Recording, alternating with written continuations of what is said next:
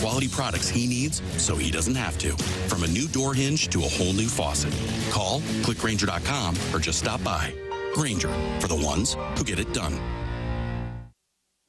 Finding the right employee for your company is tough. One wrong hire can be a major setback. You're not alone if you face this. A recent survey by Robert Half shows nearly half of hiring managers readily admit to making a bad hire. Luckily, there's a solution. With Robert Half's specialized recruiter's experience, combined with our award-winning AI, you can have the right skilled professional in place quickly. We understand what it takes to build winning teams because at Robert Half, we know talent. Discover how we can help at roberthalf.com/talent.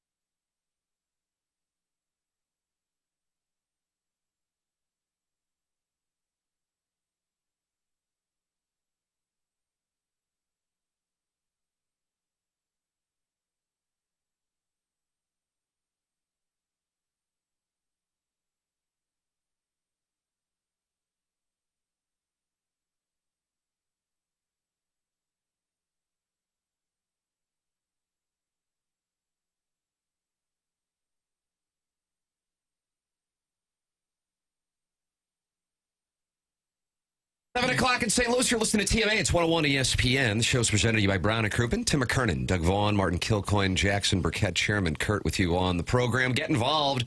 It's a show where, Doug, friends feel like they can... Ours is a type of show where friends feel like they can drop by at any time.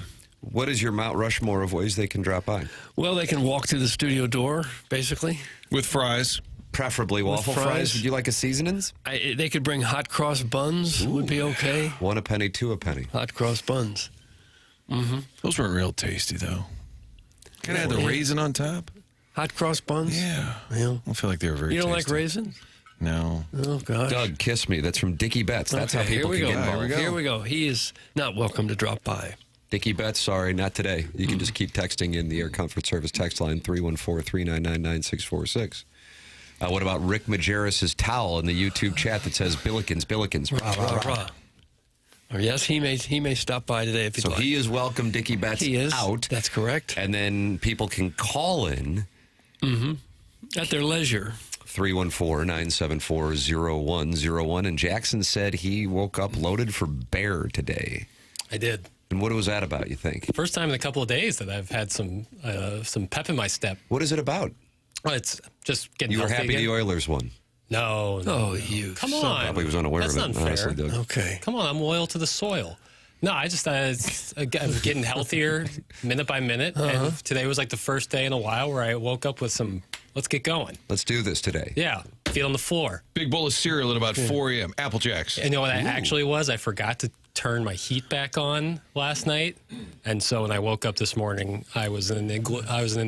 I sleep better that way, baby. I sleep better I that sleep way. better like that too, but then getting up, it's like, ooh, God, that's a shock to the system, which is good in some cases. Guys, it's kind of rude for Doug to keep stringing these guys along. That's from the 314. Doug Vaughn or Armstrong? Have I made any flirtatious remarks to any of the listeners, any of them at all? The male listeners. If so, I would like to apologize for that. I must have been out of line. I don't recall doing it, but if they say I did it, it must be true. Kind of a half-assed apology, honestly. Doug, this is always important. Which boy you stroll across at the square dance to pick for the lead.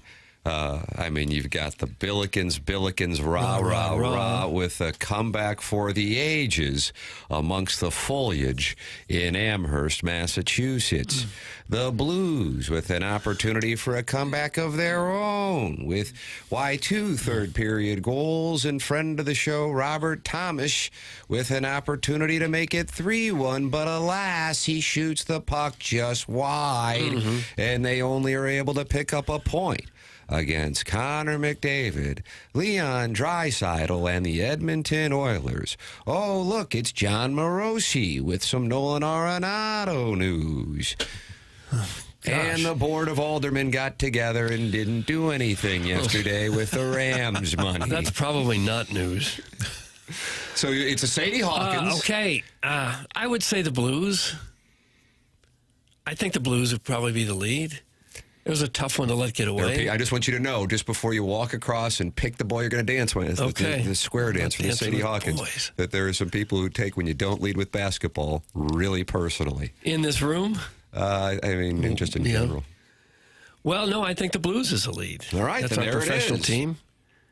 And we're going to speak with Josh Schertz for quite a while later in the show, right? Schertz was a dormitory in Columbia, Missouri that is no longer with us. Schertz is the guy that co-hosts this program. Sloppy verbiage. I think Schertz is still there. Martin, is Schertz dormitory still? It's a great question. Is By George gone? It is. Is Deja Vu gone? I don't know about that. It had an unfortunate nickname as Dirty Schertz. That's what it was called when I was there. And why was that? Why? I don't know. I never stayed in the dorms. Have fun with Oh, never stayed in the dorm. yeah. I see how it Called is. transferring when you're a sophomore. Oh, I didn't know that. Yeah. Getting ready to break down. Yeah, you're on Robert Thomas's penthouse. yawning net, but now we're back on Schertz, the dormitory. Doug, the opportunity was there. Maybe you can start to believe. What an opportunity. I mean, kind of after the first period, you're going, this ain't going to happen. Thank goodness for Jordan Binnington. Blues start to get some scoring opportunities going in the second period, trailing 1-0. Here comes the note. Jordan Kyrou with the goal to tie it up. And then, just a couple minutes later, the Blues take the lead. And then you feel like there's the chance to ice it. But maybe Robert Thomas thought, well, the 2-goal lead is the most dangerous lead in hockey. I don't think that's what he was thinking. You don't think in the moment he heard your voice? I said, no, I don't want to go in there. I don't want to shoot that in. I don't think so. We sound could like ask an him ass at some right now. point. I think Shin had Martin, a why pretty good don't you do shot, that too. They really let it What get is away. it, 7:05? Let's start firing off texts. You know what bothered me? I haven't heard anyone else say it. I was there wiping the cheap seats. Oh, you were there. Doug was So there. I couldn't really tell who did it. But in the overtime period, about a minute and a half in, somebody's leaving the ice, and the Blues, the puck comes to him right at the Blues goal, and instead of circling back and staying on the ice to maintain possession, he just shot it into the Oilers' zone. They gave up possession intentionally in overtime. McDavid was still on the ice. They come down and score. And Jim Edmonton wins Montgomery it. actually referenced that in his postgame. I couldn't believe what I was seeing. I've never seen anybody intentionally give up possession on 3-on-3 hockey. Was it Parayko? And I don't know. I'm not crowdsourcing. I'm blues sourcing. Well, good news. Jackson's here to give you the answer. What do you need? Oh, Hi, we're doing a show over here. Because I did hear the post game, and I heard You heard Montgomery say that? Well, and Parayko explained in great detail what he was thinking, why he was doing it. But sometimes the audio doesn't have the question, so you don't always know for sure what the angle is. But there were multiple cuts on Curbside of Colton Parayko explaining his thinking, and all I could gather was it was that late moment when the puck was sent up ice. It must have been. Yeah, I don't know what you're thinking could have been. Unless I'm exhausted, I have to get off here. But even then, I think he could probably spend another 5 seconds to get the puck to somebody wearing a blue sweater. It is a shame because the Blues need to win games, but they actually played well. It was an entertaining game. You got a lot of talent on the other side. You gave up 3 goals, but if you think about it, you gave up a goal with a 5-on-4 advantage. You gave up a goal with the 6-on-5 advantage, and then they beat you 3-on-3. A lot of talent on that team, Doug. A lot of talent over there. Oh, yeah. Draisaitl and McDavid, 2 of the best players in the world. That's unbelievable. Draisaitl has 37 goals. We're not even at the Four Nations break, which always marks the middle point for hockey fans. Four Nations break. Well, I was listening to Martin, as clearly yours were, the Curbside podcast with Chris Kerber, Joey Vitale this morning.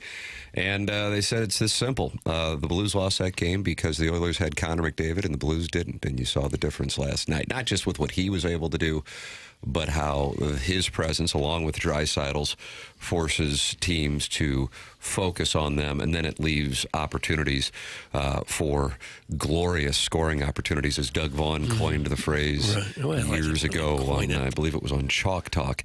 And so the Blues' opportunity to get to 54 points, which would have kept them 5 back of the Canucks, goes by the wayside, and they lose in overtime 3-2. Here is Blues head coach Jim Montgomery on his team needing to close games out at this point in particular in the season. Our third period was our best period of game. I thought we got first period was not good enough. Second period we got better. Thought we started to develop a lot of scoring chances, and then in the third period, we scored on the power play. We had opportunities to push it to 3-1 a couple of times, and we got to be able to close out games. Yeah. Well, that's kind of what we just said. Shin had a good Sounds scoring. like you're not happy with the sound. Well, sounds like Shin had a Are pretty you good. unhappy with Jim Montgomery? Unhappy with Jackson Burkett? I guess I'm going to put it on Jackson. Of course. Yeah. Have you lost that pep in your step? Did it take about 8 minutes into the show? Right when Doug said Blues instead of Billikens is the lead, I died a little inside. Oh, this happens to be the flagship station of the St. Louis Blue Note. You thought the Billiken should be the lead. You watched the end of that game? I didn't. I get it, pal. You got ESPN Plus. You're better than us. No, Is that what that is? You think that was a Horton Yes. Watkins? I didn't mean to. Didn't live in the dorms. Blues were ESPN Plus too. Yeah. Please continue. I'm sorry. The quote of the post game, in my opinion, nothing to do with the game, but Braden Shen is talking about where they are, and he said, well... Oh, I know exactly what you're talking about. He said, we still got 2 big games left, 2 great opponents. Well, he goes, we got Florida and then Chicago. He literally caught himself saying we've got 2 great teams coming in, and then realized the butt-ass Hawks are coming in Saturday, and stopped and said... Well, you got Florida Thursday and, of course, Chicago on Saturday. Because he was just sort of slapping a generic label. Yes. We got 2 great opponents coming in. Good read. I forgot about that one. It made me laugh. To it. That is exactly right. Doug, where are the Blues on the just getting hot and winning this baby scale? That's from the 314. Well, there is no real scale where that's concerned. Sometimes I will look at the Vaughn Index if I could have just a moment to figure that out. Martin, and tell you. I don't know how often you've gotten a chance to watch Doug calculate this. You can use the Russell Crowe Beautiful Mind gif, the Matt Damon while working in janitorial services at Harvard gif, but that's what you're going to see here is Doug calculates this Vaughn Index for the Blues getting hot and winning this baby. Seems to be very similar to the standings. You got to be careful on that. A lot of times it's a coincidence, and it's an indication of just how accurate it is. The Blues are now 11-13-2 at home. This is a goal differential minus. The Vaughn index would be a 53 for the Blues. No, that's their point total, just so you know. Is it really? I told you it's pretty much accurate. Now, I know you're in depth. What do you have for the Utah Hockey Club? Just to see if it's on the off chance. Just as a barometer here, where would they be on the index? I hadn't figured it out. Their last 10, I think, Utah is 4-4-2 in their last 10. 53 for Utah as well. Oh, is that right? Mm-hmm. I think. Good math, Doug.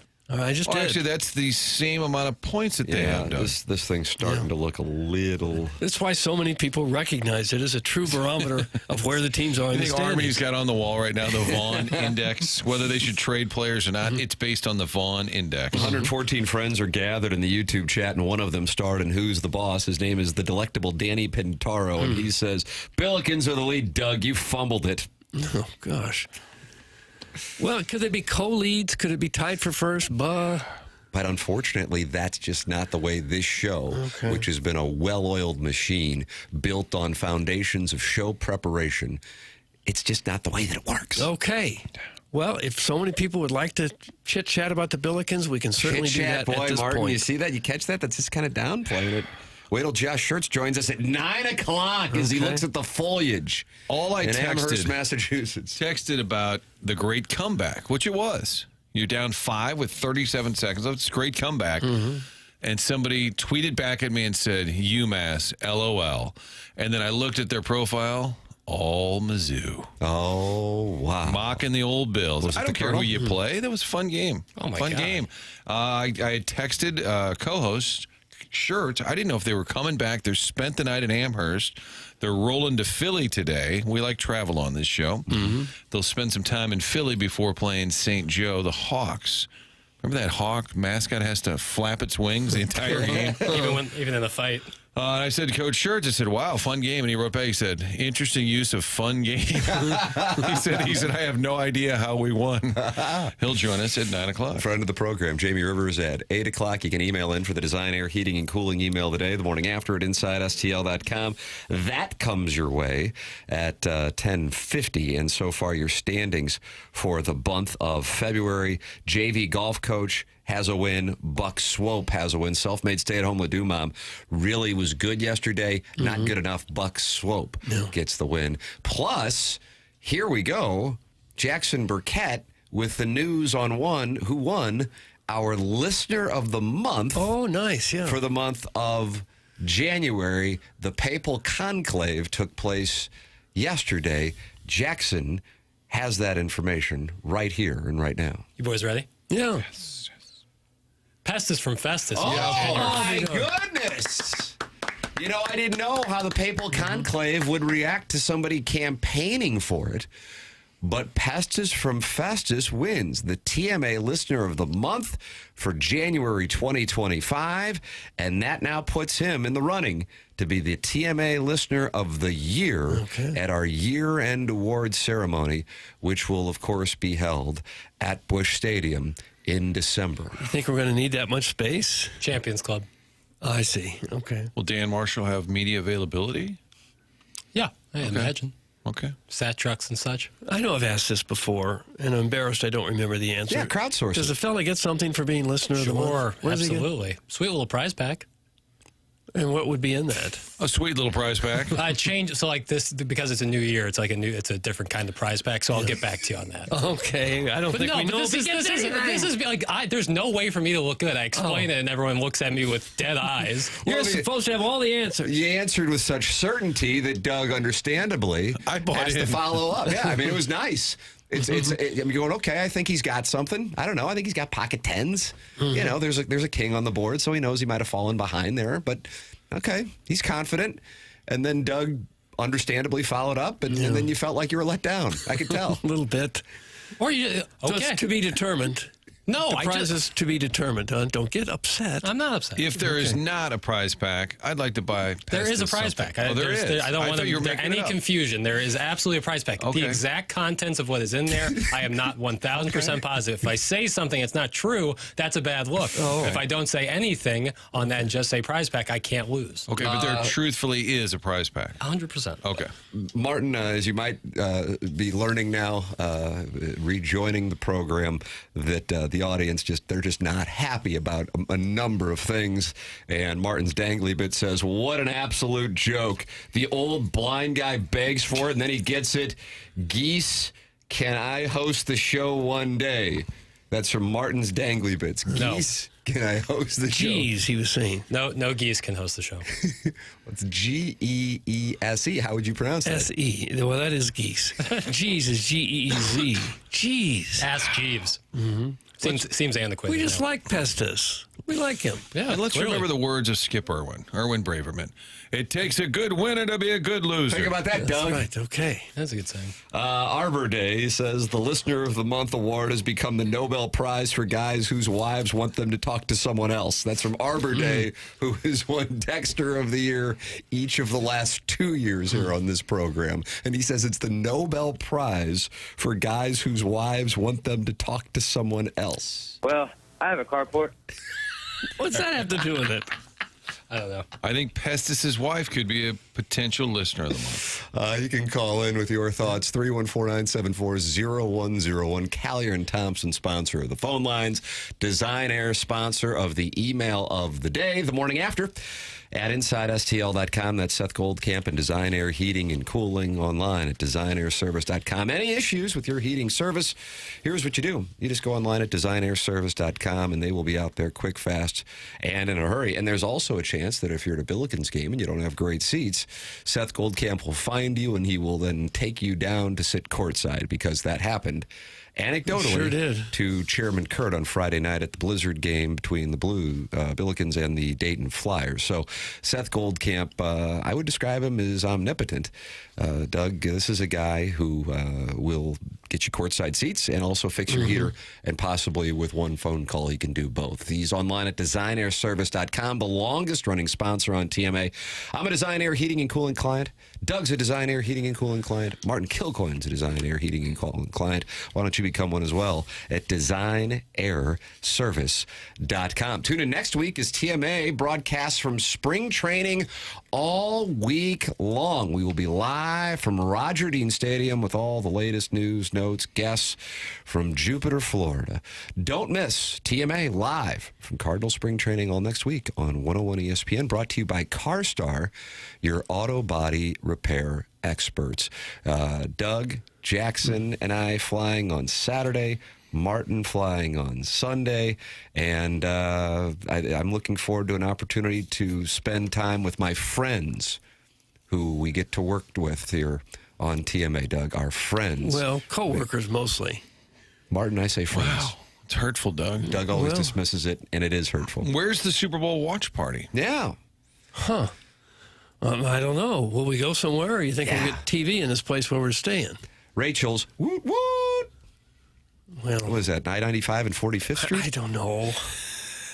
Maybe swing by Moe's? Hey, got the game on? You think he would mind? Yeah, greatly. So we will be down there next week doing the program. TMA returns for the first time since 2020 to what was the picnic table. But Martin, now there's like a few like circular tables that they set up for the media to do interviews. Yeah, I'm not entirely clear what the setup will be, other than we're leaving the pee-pee talk behind. That was the only directive I was given. Why has Martin always got a different schedule? He's not a team player. That's from Mr. Big Cream. Martin, would you like to tell Mr. Big Cream that you're not a team player because you're not flying to Florida on Saturday? Saturday night, father-daughter dance, family duty. Yeah, that kind of makes sense. Family man, family. Mr. Big Cream, does that is that suffice? allowed? Or is that- It's frowned upon. I'm in the news, sweetheart. Yeah, there's Chuckles Marlowe. I mean, he's in local news. Honestly, from my specific standpoint, and Doug, I didn't know you were coming down on Saturday. I just thought it would be good for Jackson, who has never been, to get down there, and since I've been there many times, as has Doug and Martin, but my wife is joining us on the trip, so that allows us to have another day. But in addition, I knew that I thought it would be important for Jackson to get to Roger Dean Stadium on Sunday, meet some of the people, and do a test run for the broadcast on Monday. Because, Doug, as you know, producer Joe went down there one time, about a week early, actually, for our friends at Pocket 2, I think. I don't know if that correlated or not. And unfortunately, he showed up in linen pants and right on the anus proper, there was a blood stain. And that led to what was an awkward deposition, an awkward moment for both producer Joe and the Cardinal organization. Joe said he fell on a dumbbell. In the weight room at the hotel. That's correct. Fell on a dumbbell. And he said he had a scab, and when he fell on the dumbbell... You shouldn't work out in linen pants. How can I prevent my anus from bleeding? Well, don't fall on the dumbbell. So, this is something to keep an eye on for all members of the program's pant on Monday morning. Jackson, because it was, a decade and change ago that producer Joe showed up to test the equipment and arrived at Roger Dean Stadium with blood on his pant. Watch your scabs, gentlemen. Luckily, I don't own any white linen pants. Doesn't really go great with my complexion. Try to have some contrast. You might be invisible if you put them on. Yeah, so luckily I'll avoid that. But I'll try to, maybe I'll double up underwear or something. Spring training is a great short vehicle. Put on some shorts, except Joe didn't wear shorts because he was embarrassed. Like a rule? No, producer Joe didn't wear shorts because he was embarrassed. Remember the barbed wire tattoo? Oh, that is a nice callback. I thought he had that removed. I think he may have had it since he did get that done. And Doug, do you remember what day he got that barbed wire? Heavens, no. The same day of the flea kicker, Missouri-Nebraska. Was that November 8th, 1997? And if I'm not mistaken, you two played the Dome that night. Okay. In downtown St. Louis. And was that the Fly? Was that the Fly tour? That would have been the Pop Mart tour. Pop Mart tour. And Joe always would share with us that he got that barbed wire tattoo on his ankle. The same day as Chevin Wiggins kicked it to Matt Davison, and Larry Smith was in tears on the sideline, but not at that play, but when Corbin Jones outstretched his arm over the goal line to begin the process of shocking the world that, alas, would go down as one of the most heartbreaking defeats in Missouri history. Tigers and Volunteers tonight in Knoxville, and you can guarantee it that Jackson Burkett will be locked in and screaming at his television because he hates the Volunteers. No screaming. Got to protect the voice, but I'll be fired up. Got to protect the moneymaker, huh? Yeah, well, it's a little more fragile than it has been over the past couple of years, so I gotta. Oh, for heaven's sake! I do. I have to keep it safe. Look at Dainty Dan over here, huh? You gotta look out for your artillery. Pipes. Yeah, absolutely. Okay. But the free roll is a free rolling game. It's a big. Is that right? You don't care if they lose? Well, no, I do, but in terms of the season, that's a loser's mentality. I gotta agree with Doug on that. Well, no, you play to win the game. That's right. You Herm win Edwards. each and every game if you can. No, I'm saying. Obviously, I want Missouri to beat Tennessee more than I would want them to beat, Mississippi State last week. But because of what they've done over the past couple weeks, they've afforded them an opportunity to lose a road game against a top 10 team. That's all I'm saying. But what do you mean by afforded? You talk about in terms of getting a Torre? In terms of being in a comfortable position. Teams lose on the road all the time. Yeah, teams but way worse why than don't we see if we Tennessee. get ourselves a number 1 seed? It's going to be tough. Of course it's going to be tough. But I didn't set out at the base of Mount Everest thinking it was going to be easy, did I? I want to get to the summit. I want to do something that's never been done before, Because it's hard. Because it's hard. I absolutely don't get this confused. I want Missouri. Enjoy your 11 seed and first round exit. Nonsense. F me. You don't I'm tired of it. You don't get. I'm tired of it. Jeez, I hope we only lose by 20. You don't get an 11 seed by beating Florida and Mississippi State on the road. There's no 11 seeds for that. You've cleared that. They're at least a 7-8 right now, right? You're looking. They lose out. They're 7 or 8. I'm just saying if that's their bottom right now, 7-8. I would say 7-8's the floor. What the F is this mentality? That's from the 314. Oh my God. Oh, that was it. That one landed a jab. Call in So I go all fired. Kurt is waiting So for I your call. scream and go crazy when they beat Kansas. Everyone calls me a loser, and then I make like a rational take about the Well, game the tonight. screaming and going crazy against Kansas wasn't on the program. You went outside and started yelling. Yeah, but I told the story on the program, and I was called a loser, and I gave a rational take about tonight's game, and then I'm called, a sissy. That's nonsense. I don't believe anybody used that term, mainly because that was something that Tony Dow and Jerry Mathers would have used and probably been scolded by Hugh Beaumont, wouldn't you think? I would think he would. Well, I have the shackles of the FCC on me, or else would I use something else? Oh, wow. Yeah, Edmonds didn't have it. it's true. That's right. When I talk about affording yourself an opportunity to not worry about it, yeah, he has.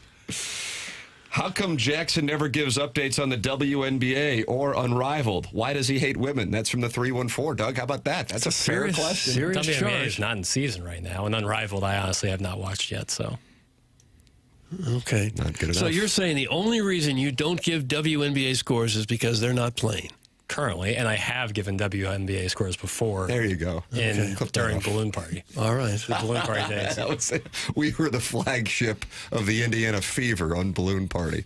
Yeah, that was like Big Mercury time. Sophie Cunningham going to play with Caitlin Clark, though. That's pretty cool. The Bridgeton landfill fume huffer is in the YouTube chat, Doug, along with 170 other friends. And he says, Jackie is right, but he's not saying it in a good way. They're playing with house money tonight. So there you go. The Bridgeton landfill fume huffer is on your side. Free rolling and house money are different things. That's like the exact same thing. I said it's the exact same thing. All right. I believe he agreed with you, the texture. He said I said it in a bad way. Right. I wonder if Coach Gates will gather the players and say, it doesn't really matter what happens tonight. We're just free rolling here. We are playing with free money. If we win tonight, great. If we don't, Jackson says we are fine. He kind of speaks in a... Ask Dennis Gates is going to be a new He segment. has a loud speech pattern. But there isn't an adjustment on tone or pitch, I know. Not really. Do you know what seed they were 2 years ago, Jax? Do you remember? Well, that's a good question. 7. They were 7. They 'cause were a played 7. Utah Against State at 10. Utah State, and you were looking at the bracket and seeing Arizona lurking in the second round, and you knew it was going to be tough. But then all of a sudden, there's Princeton and Pete Carell and those backdoor passes. Carell was Princeton? He was. Did a great job. That game still stinks. Konza was an 8. Konza was a 9. Man, yeah. They were a 2. 8 in 2018. They were 2 that one year. They were 2 in 2012, yeah. Don't talk about what happened after that. There's your back. Calm down, pal. That's from Don Peepee. Apologies for being a little defensive. I'm conditioned. If I was a 28-year-old pale virgin, I'd be grumpy too. That's from John Lithgow's Harry Henderson, and that's the thing. When they notice that they land a jab, Doug, at that point, then they just start firing uppercuts. Yes, it's like a Tyson fight. Oh, he's hurt. Let me finish him off 90 seconds in. And sometimes Michael Spinks would abide. He would. And Don't just lay age down and say, don't hit me again, please. Don't age me. I'm 26 years young. Yeah. Big birthday party coming up here in a month, though. I don't really do birthday parties like that. You'll be 27? What? Like a big birthday party. I don't Big know. blowout. Yeah. Just get together with friends. Sure. Maybe Fuddruckers. Dinner. Yeah. Little cheeseburger. Build Age your own 27, that's supposed to be your peak year in professional sports. Is that right? burger. Yeah. Your year Well, I 27. guess depending on the sport. Yeah. Agreed. Missouri is plus 400 and minus 10. It's free money. That's from Lady Sonia's teacup. I imagine Lady Sonia meant plus 10. Missouri's getting 10 points tonight? Is that right? That would be surprising. a But big- Zakai Zegler is playing, and the other starter who was out there tonight is playing for Tennessee. So Darnell Coles. Darnell Coles. So they're going to be fully loaded. Yeah, I mean, it's tough to win against Rick Barnes in They're getting Knoxville. 9.5. Lady Sonia's teacup in 9, baby. How about that? That's a big number. That is a I big wonder what- number, and I see plus 365 on my money line, but I'm dealing with a high school bookie, and this guy's a problem. My cousin, who's a huge Volunteers fan, I've already bet him on this game. I bet $20 straight up. I said straight up. Wow, kind of flashing the wealth in the listeners' So faces. if people think I have any doubts, I put my money where my mouth is. But who's it $20 on? Tennessee? Missouri. Okay. Kidding me? You ever put up the prize pack if you didn't have cash available? Just Pez's prize pack is on the line tonight. How about this, Jackson? This is going to lift your spirits after these listeners. You announced that you were in a good place, and what they wanted to do was bring you down, brother. God. Morning, Jackson and friends. Have a good day. It's from Lisa. Yeah, that's nice. How'd that feel? She's a gem. You always She say is on a Balloon gem. Party, she's a gem. Lisa is a gem. Yeah, she's In great. the darkest of our nights on Balloon Party, and Doug, let me tell you, it was dark. Yeah. Lisa would always arrive, and Jackson would say, "You know what? She's a gem." She was a lighthouse, is what she was. She's a in lighthouse. this dark, In the stormy darkness. night. Yeah. That's exactly right. Did you screenshot the text line the first day of Balloon Party with people saying, "What in the hell?" Yeah, yeah. That was tough. That was tough. That was tough. That's exactly right. Tough. Ladies and gentlemen, you're welcome to participate in the program. 314-974-0101. That's the phone line. Then you got the text line. And then you can tell Jackson, Chairman Kurt, and they'll save your name in there. And if your name is saved, what I would tell you is this. It increases the chances of getting read. Okay? That's just a little pro tip. Do with it what you want. Air Comfort Service text line, 314-399-9646. Then you got the YouTube chat where friends gather like John Scores in there. That's a lot of points. Might have to take Mizzou in the points. John Scores has just released his play, and he is a sharp. So he is on the Tigers tonight against the Volunteers. There is some Nolan Arenado news of note. And I feel like it's the first time I can say that in a long time. We'll have that for you on the other side of the break. This is TMA 101 ESPN and the TMA STL YouTube channel.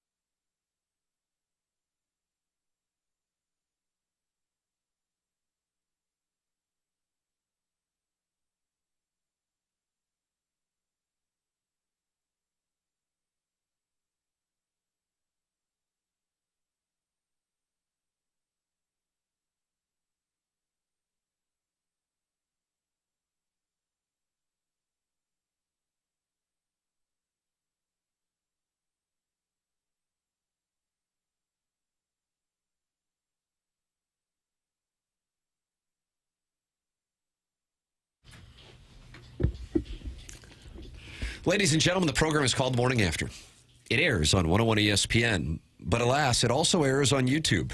YouTube.com/TMASTL. The studio cameras are sponsored by the Air Alliance team. Tim McKernan, Doug Vaughn, Martin Kilcoyne, Jackson Burkett, and Chairman Kurt with you. Chairman Kurt standing by to take your calls. 314-974-0101. Doug, Nolan Arenado news? Okay, let's hear it. John Morosi, so a legit source on the Twitter tweets. The Red Sox and Cardinals have had recent communication about Nolan Arenado, according to a source. If the trade talks move forward, they could have implications for Alex Bregman's market. Of note, Cardinals exec Chaim Bloom has knowledge of Boston's prospects. And I'm sure some might say, what is he really saying there? But that indicates to me that there is some form of communication. And Martin, we have talked about multiple times on this Red Sox thing. The Cardinals and Arenado have indicated perhaps that Boston would be a trade partner that would make sense. Arenado via his agent and the communications that have been sent out. But the Red Sox, when asked about it, haven't necessarily done so. And I think that Morosi tweeting that indicates that there's at least something there. And perhaps the Red Sox are going, okay, the Bregman thing isn't going to happen. We're going to move in the Arenado direction. And I guess the Sox GM over the weekend said we're looking to add a right-handed bat, so that furthered a little fuel to this. And it's possible they weren't all that intrigued in Arenado a month ago, but now they're sitting here going, okay, maybe Bregman is going to go to the Cubs. Who knows? The Astros said it in the past tense that he's gone. Basically, they've referenced him being gone, so that's – I don't think we expected him to go back to Houston. But I think the Boston thing is – it's a good spot for Arenado. The question is still going to be, what's the deal? Are the Cardinals willing to just say, just take him and we'll pay? What's that number that they would have to eat in order for him to be happy elsewhere? There's got to be a number they have in mind that says, all right, half. More than that, forget it. If Boston's interested in Arenado, great, but what are they willing to pay? I still think that's going to be a hurdle. As I understand it, the Cardinals are on the hook for $24 million for Arenado this year. So he's got $74 million in the next 3 years. Yeah, but so about 24. Yeah. So if they got rid of half of that, that'd be 12. That's not a huge salary in today's baseball. Obviously, I don't know if that's too much for them. Yeah, I don't know what their number is. So I think there's a sliding scale, and I could be off on this because clearly the Cardinals don't have a whole lot of leverage here. But they haven't said they're trying to trade him. Now, see, I saw John Mozeliak interviewed, and he said it was priority number 1, 2, and 3. But not 4. Okay. All right. Okay. All right. You know what? That makes sense. Thank you for coming around on this. That if the Cardinals were to pick up more money, then does that have a direct correlation with getting a better prospect in return?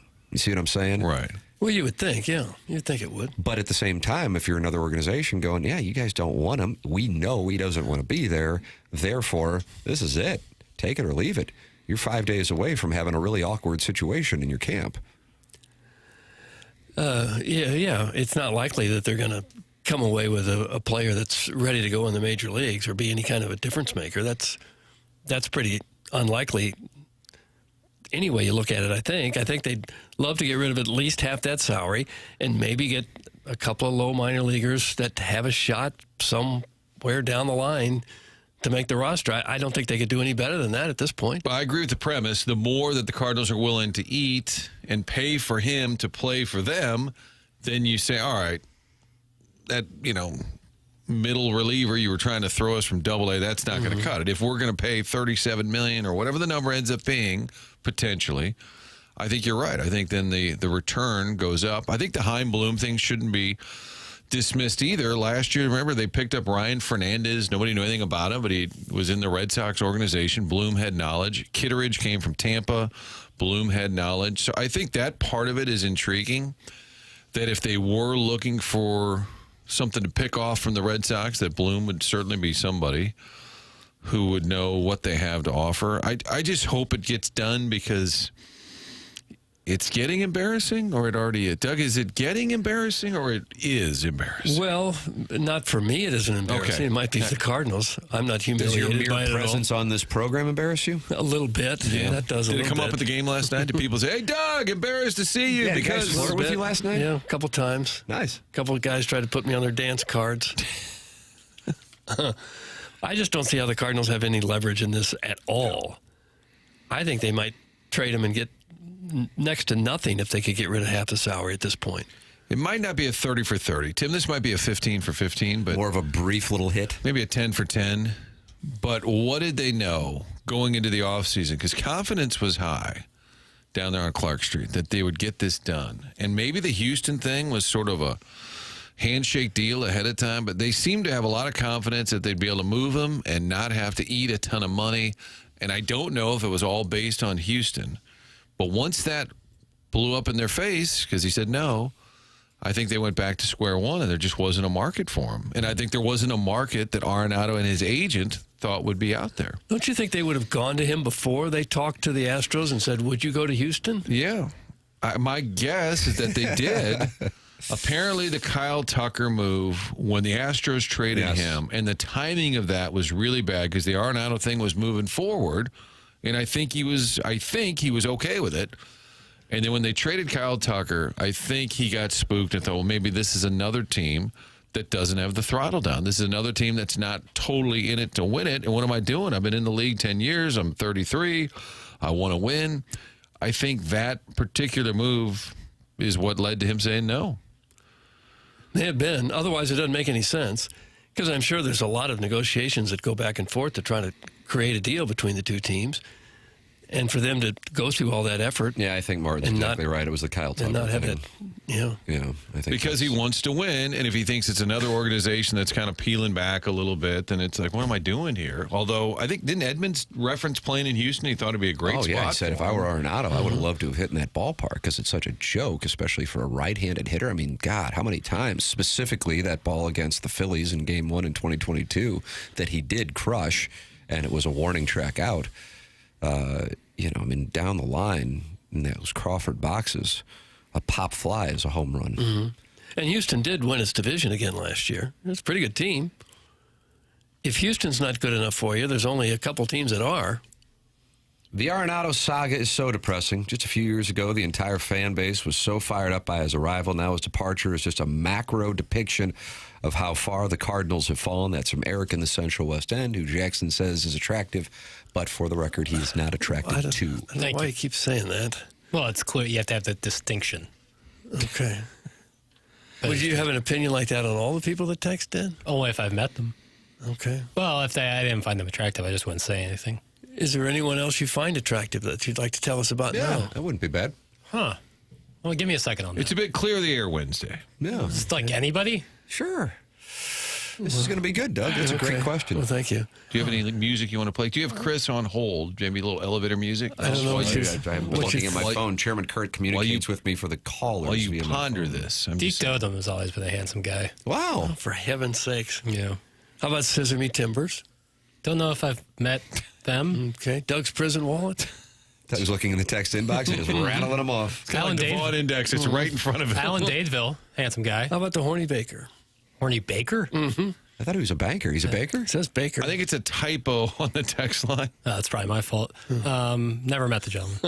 There are a bunch of guys in here who are making name change requests. Or no, they have it's phone first numbers. week of the month. Yeah, I got that.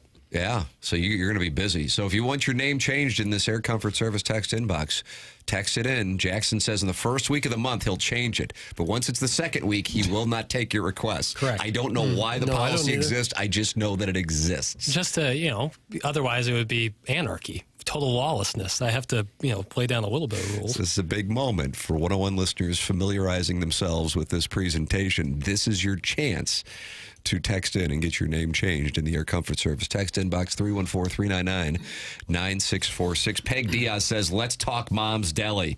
I got to tell you something. Doug? Yeah. I don't know if you knew it, but I was there on Sunday to pick up some sandwiches for the family. Oh, yeah. And I wake up this morning, Chairman Kurt sends his links over, and the first link was, I think the link maybe is overstating the situation, but St. Louis favorite Mom's Deli set to shut doors. And then you read the story, and then you actually read the sign on Mom's Deli, and that's not really what it says. It says they're looking for a new location. Right. Didn't their lease expire? Right. Yeah. So shutting doors makes it sound like it's closing. Mm-hmm. And they're shutting those doors. Right. Yeah. I think if the headline were St. Louis, sandwich location looking for a new spot, I don't know if it gets as many clicks. Now, is that on Jameson? Is that It what is. it is? Okay, I know where it is. All right. How long have they been at that location?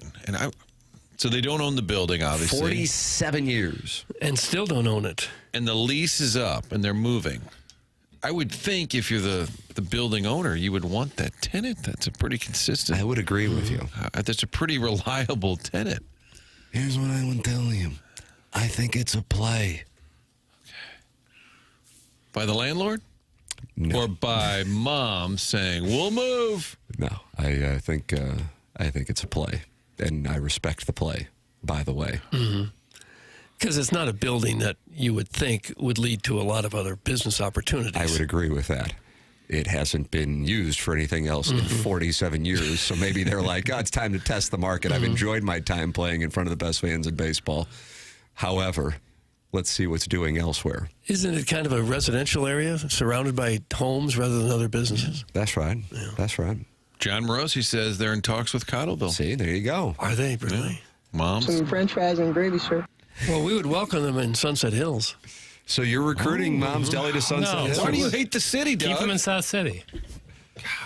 Well, if they're being run out of their building, Sunset Hills has open arms. Now we got a problem in the text inbox. Peg Diaz, who said, let's talk Mom's Deli, says, I'm not Peg Diaz, Powder. I'm Dirty Chewbacca. And so now we have wrong names in the text inbox, and here we go. A lot of entitlement. happens. Boy, is there some entitlement.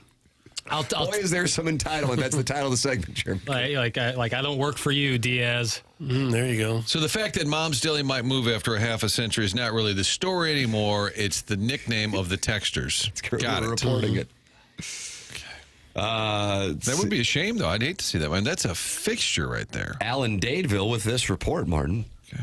I was at Mom's yesterday, and I was shocked. The cashier said they should know quickly where they're going. Alan Dadeville. So you see what I'm saying? Like, the story reports one thing, but what's really going on with the story, the headline, I should say, our Well, industry it's sucks. because Sunset Hills is such an attractive location. So you think they are moving to Sunset Hills? Well, I'm just saying we would welcome them with open arms for sure. Guys, it's the perfect spot for that Rascal Flats bar that got away from downtown St. that's Louis. true. That's Manute Bowl eligible. The neighbors would love that. No, I disagree. Keep that out of my neighborhood. That is your turf. Do you have any sources, Chairman? No, and no offense to Moms, but I'm more of a LeGrand's guy. That one would hurt if the same fate was going to happen to LeGrand's. LeGrand's is where was Binder's tomboy when I was a tyke dog, and that's where we would grocery shop. Can And I have feel a like street, that makes please? me like a child of like the Cinderella Man era. That would be Donovan. on Donovan. Just inject that Legends Club right into my veins, Doug. Oh, I'm a big LeGrand. give me a landmark too. there. I don't know where Donovan There's a is. fire station right there. There's a Southwest Drive-in donut is right Donut across the drive-in. way. Oh, okay. Donut drive-in. All right. Right across the way. Tony La Russa right there. Yeah, I mean, it's inverted on accident. We turned a Hall of Fame manager into a dyslexic by just doing a bit. LeGrand's, when you were a kid, Tim, probably was rows and rows and rows of groceries. That's exactly and then right. over the years, they would just take out a row, do a little more deli business. That's take out exactly a row, right. a couple more tables, and just the shrinking rows. I've anytime, and it's already happening in the text inbox, people naming their favorite sandwiches and then attacking other sandwiches, and it's always kind of fascinated me. But when the program's been around as long as it has, I recognize the trends. I, as somebody who grocery shopped literally as a kid at LeGrand's, and then also went to Mom's Deli throughout my childhood, I didn't understand why some would find it you have to choose one or the other, like I'm a blood or a crip, by my sandwich shop allegiance. But I got to be honest with you, I enjoy both of them, and that's not trying to play. It's just like, if I'm in the mood, a Legend Club is where I'm going to go at LeGrand's, and then like I got on this past Saturday, I got a Dad Special. You know, at the Mom's Deli. But I like the Moms, too. I like the Moms, too. Okay. I like the muscatoli.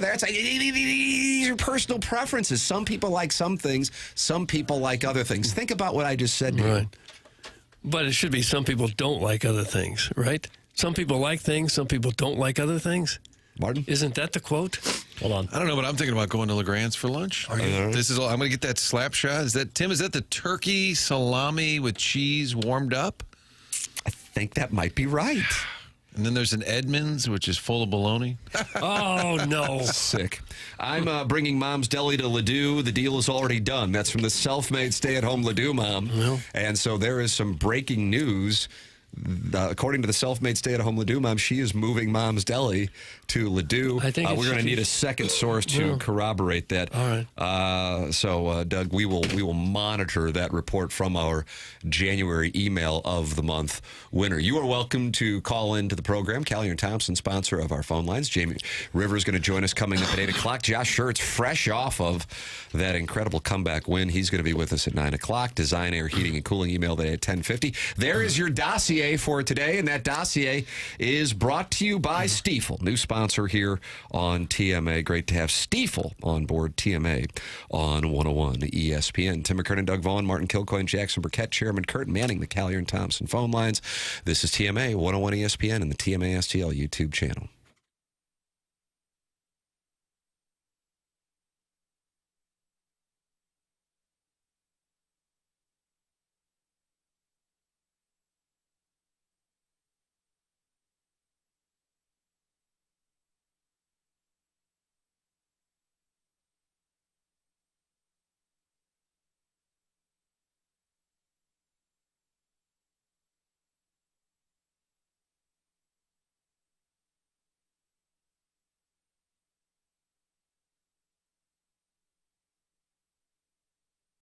Here on TMA, the name of the game is to support the sponsors. That's why the show has been on as long as it has been, and we get to know our sponsors, and the sponsors get to know that the name of the game with the listeners is to be accessible, and that's what Stewie at Stewart's American Mortgage is. His number is 314-324-4440, and that's his personal cell phone.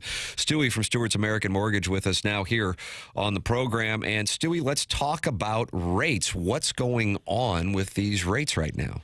Well, Tim, interest rates are falling a little bit. Now, you got to be very careful. Recent economic reports came out showing that employment is softening a little bit. So all of a sudden, interest rates are dropping. Nervous about with the tariffs. This can be a short. The advantage of working with us is that we actually monitor the interest rate for you. So we had a customer yesterday. We closed him 6 months ago. Interest rates were higher. We called him and said, hey, you can save 0.5%, translate to $150 a month on your payment for free with the bagel loan right now. Later on, a week from now, interest rates will pop right back up. That's the environment we're in right now. He took it, he grabbed it, he's going to save $150 a month. Bam. So we watch out for you if you're a customer of ours. If you're not, call us. We can tell you what we can do for you, and then become a customer of ours, and we'll watch for you in the future. There it is. Stewie can do that for you. You can call his personal cell phone right now, 314-324-4440, 314-324-4440, or Google the Bagel Loan. Thanks, Stewie. Have a great day. You too.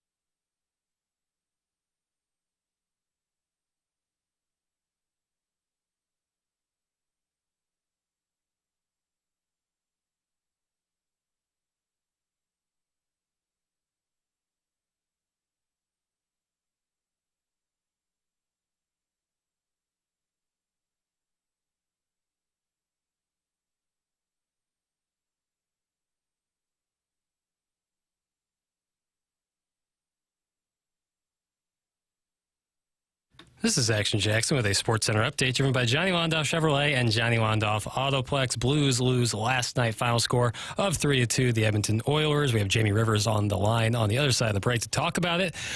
Blues are off tonight, back in action tomorrow night as they take on the Panthers. Pre-game at 6 p.m., puck drop at 7 p.m. right here on 101 ESPN. That was another Sports Center update driven by Johnny Londoff Chevrolet and Johnny Londoff Autoplex. See them at Londoff.com. Chevy, together we drive. Are you kidding me?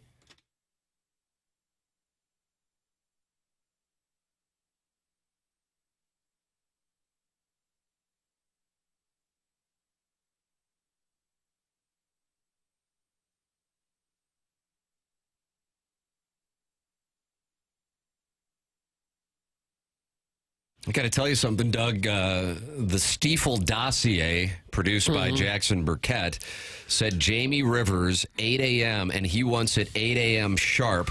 I'm just reporting. Okay. Well, it's 8 a.m. sharp here, according to Clarkson Jewelers. Our time check is sponsored, and Jamie Rivers joins us right at 8 a.m. Jamie, this Jackson Burkett runs a tight ship. Well, somebody's got to over there, Tim. I mean, come on. I mean, you guys get distracted pretty quickly. You know how it works. Nah, that is, I'm doing key bumps of Adderall constantly, and it still doesn't work.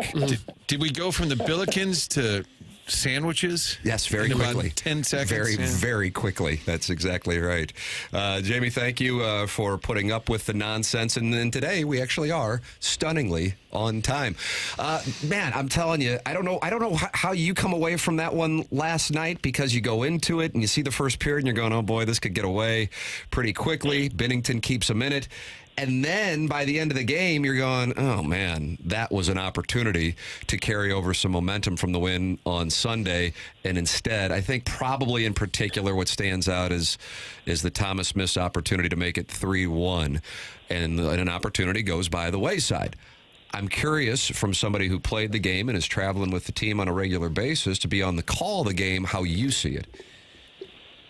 Yeah, look, I'm not going to lie. The first period, I was watching it last night. And it was a national game. We weren't working it. Right. And I thought to myself, whew, good thing I'm not working this one, because there's a lot to be desired in that first period. And you look at it one of two ways. Either you look at it as the Blues weren't ready to go, or the Oilers were just shot out of a cannon, basically. And I think it's a little bit of both. You know, and when people question or ask, why are they not ready to go? Why are they not ready to go? It's a term that's used, and not ready to go doesn't mean like the guys are like thinking about, I don't know, what they're going to go buy on Amazon later on in the night or whatever. Like, it's nothing like that. It's the team that finds their game first is technically ready to go. And so for the Blues, when they start slow, again, it's not like they're not wanting to play the game of hockey. It's just that each team, they pose a different problem for you, meaning that every team plays differently, and the team that can find their game first usually gets the jump on the other team. And right now, for whatever reason, the Blues can't find their game quickly against their opponents, and it's looking bad. I mean, you look back at the Avalanche game, you look at the Edmonton game. The Utah game was fine. Looks like the team, kind of found their game quickly and they were ready to go and whatnot. And it mitigated the damage, obviously, because you're ready to go. And last night, thank goodness for Jordan Binnington. I mean, I think people forget sometimes just how much of a difference maker he is, and how many times there's a crap sandwich for the goalie when maybe he doesn't get the support he needs and a couple of goals go in, and somebody having their coffee somewhere goes, look at the numbers on Binnington. This guy sucks. But they're not watching the games, and they're not seeing just how much of a difference maker Jordan Binnington can be. And last night, you got a point pretty much because you have Jordan Binnington as your goaltender. Yeah, as much as they struggled there in the first period, it did seem to click about midway through the second. All of a sudden, they were a different team and really played pretty well in the third period. I thought they were the better team there. That's just something that happens along the flow of the game. Yeah, and you're right. But again, it's finding your game, and all that means is like if a boxer has an opponent, it takes you 5 rounds to figure out your opponent. Well, sometimes they can be too late at that point, and that's kind of where the Blues are at right now. Is they're figuring out their opponent, but it's like halfway through the game. And then the third periods, we've talked about this quite a bit lately. Third period, wow, they really get after the third period. Was because they finally figured it out by the third period. So the key for the Blues is going to be to try and figure things out quicker, obviously. But as pertains for last night, yeah, I thought that was a game that they let slip away, which is crazy.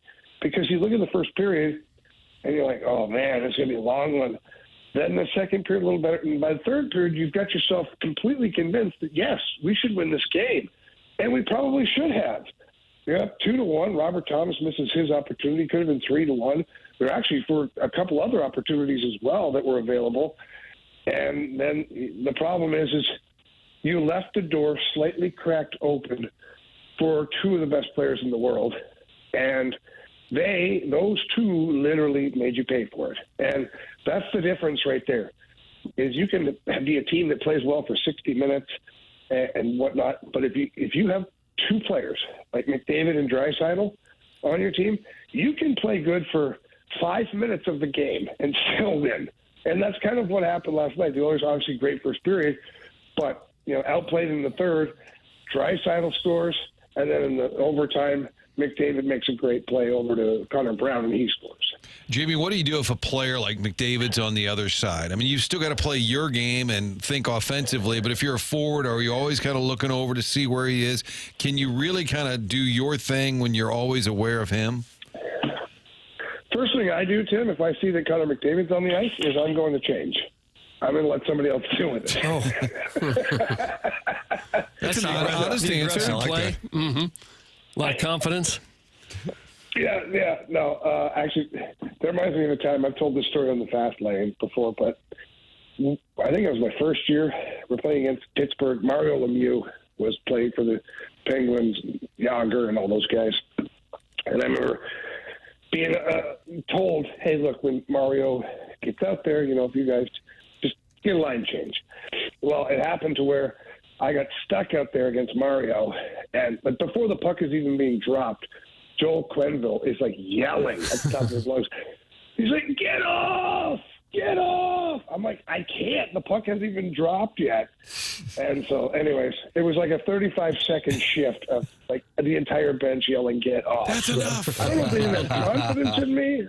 I'm not sure. Mario is kind of a good player, but for Connor McDavid, look, your preference as a team is to have Colton Parayko out there against him. And I've told this story before, but I talked to Connor McDavid 2 years ago and asked him some of the players he least desires playing against. Because it's always fascinating to me to talk to the best players in the world at whatever sport they're playing and ask them who they don't like to play against, because that tells the story for me. And he mentioned a few guys around the league, and then he said Colton Parayko. Now, let's go back 2 years, because 2 years ago was, we'll call it the whipping boy year for Colton Parayko. Yeah. Where everybody wanted to just get rid of this guy. Worst contract in the league. But Connor McDavid, in that same year, is telling me, I don't really like playing against that guy. So, thought that was interesting, and I said, well, why? And he goes, well, he's 6'6". He's got long reach. He's a huge individual. And he goes, he skates as fast as I do. And I said, okay. So he goes, most of the time, because whoever he's playing with, I just take the puck to the other side of the ice. And I kind of I was like, what? So I started watching. And you go back and watch Edmonton games versus St. Louis games. Every time Connor McDavid has that puck, he takes it across the blue line and goes after whoever the left defenseman is. Skates away from Colton Parayko. And so last night, there's a point to my story here, guys. Trust me. Bear with me. I'm going to put a bow on it here. But last night, in the overtime period, McDavid, Draisaitl, and Bouchard are on the ice, and Colton Parayko is out there. And in fact, the Blues controlled the puck for most of the time they were out there. And then at the very end, Colton Parayko's in a long shift. He's got to go try and change. Whoever had the puck, he couldn't get in, whatnot. Either way, McDavid ends up staying on the ice past the Parayko shift. And then McDavid skates right down the ice, poor Dylan Holloway, trying to make a nice defensive play. He's not able to. He passes it over, and the game is over. Because 55 left the ice, Connor McDavid was able to get creative and make a play. How about that? So for me, that tells a lot. Yeah. You know, and for people who want to dog on Colton Parayko sometimes, let's just remember what we have here. Yeah, I think the appreciation, it's been a 180, man. You're exactly right. But, you know, both of us here doing one-on-one shows over the last couple of years. It was in 2022 and 2023. It was Colton Parayko who was the one who was catching most of the hell. I would say 2023, 2024, Jordan Kyrou.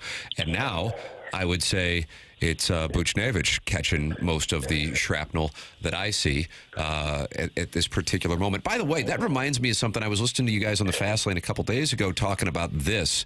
Because Kerber asked us when he was leaving his spot with us on Monday, just our opinion, because the Blues are about as close to a playoff spot as they are to being a top 5 pick, and whether or not we preferred, obviously having no real vested interest in it when it gets down to it, if the Blues are a top 5 pick, or if they get in the playoffs knowing that it's probably not real likely they make a deep run. And I heard you talking about that and the importance of building a winning culture and getting in and what that can mean for young guys. And I thought it was really an interesting perspective, again, coming from a former player plus a guy who's around these guys all the time. And I thought it would be good if you could elaborate on that for maybe people who didn't get a chance to hear you talking about that, Jamie. Yeah, so the discussion when you have a team that's kind of middling a little bit is always like, well, let's just tank. Let's get a high draft pick. I get it. For someone sitting at home, having a coffee, reading the paper, or checking their phone, whatever, that seems like the number one thing to do. And in some cases, if you're going through a complete rebuild, yeah, okay, fine. You don't throw the games, but you make sure you put a lineup out there that's less than desirable so you get a high pick. I get it. 2 years ago, I would have said, yeah, you know what, probably not a bad idea. Just ride it out with what you have, and hopefully you get a high lottery pick or whatnot.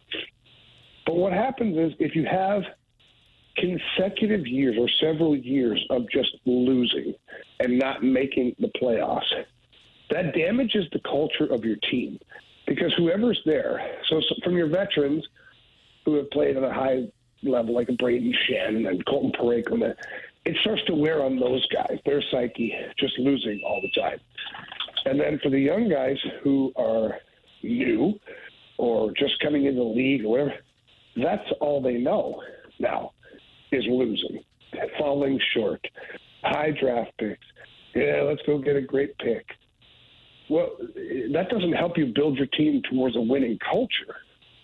And then when you look at what Army's been able to do, even in this short period of time of a couple of unsuccessful seasons when it comes to playoff appearances, he's stockpiled the cupboards with lots of prospects, so much so there were 9 young players at the World Junior Tournament representing the St. Louis Blues. How many more do you need is my point. Like, you got 9 guys that could potentially play in your lineup in the next 2 to 4 years. You also have Dvorsky and Snuggerud that you have in the cabinet just waiting to open that. And you have other players that are in your minor league system that could make a difference in the near future. So why do you need to tank or lose and create this losing culture one more time? Like, what if the player you pick is not the difference maker they thought they were going to be? What if it's not the next McDavid, McKernan, like whoever? Then you've set your organization back. And that's what people don't understand is on paper, or to the armchair person at home right now, it's easy to say, yeah, just tank and get a high pick. But they don't necessarily see the damage that does to the culture of your team of just being a losing team again. And there's something to be said, especially when you get a coach like Jim Montgomery in here now, and that's supposed to start the ascension of your team. There's something to be said of treating the entire season like this is a playoff run. And even if you finish 6 points out of the playoffs or 5 points out of the playoffs, because I hear that all say, well, it's a lot good as we finish 5 points out.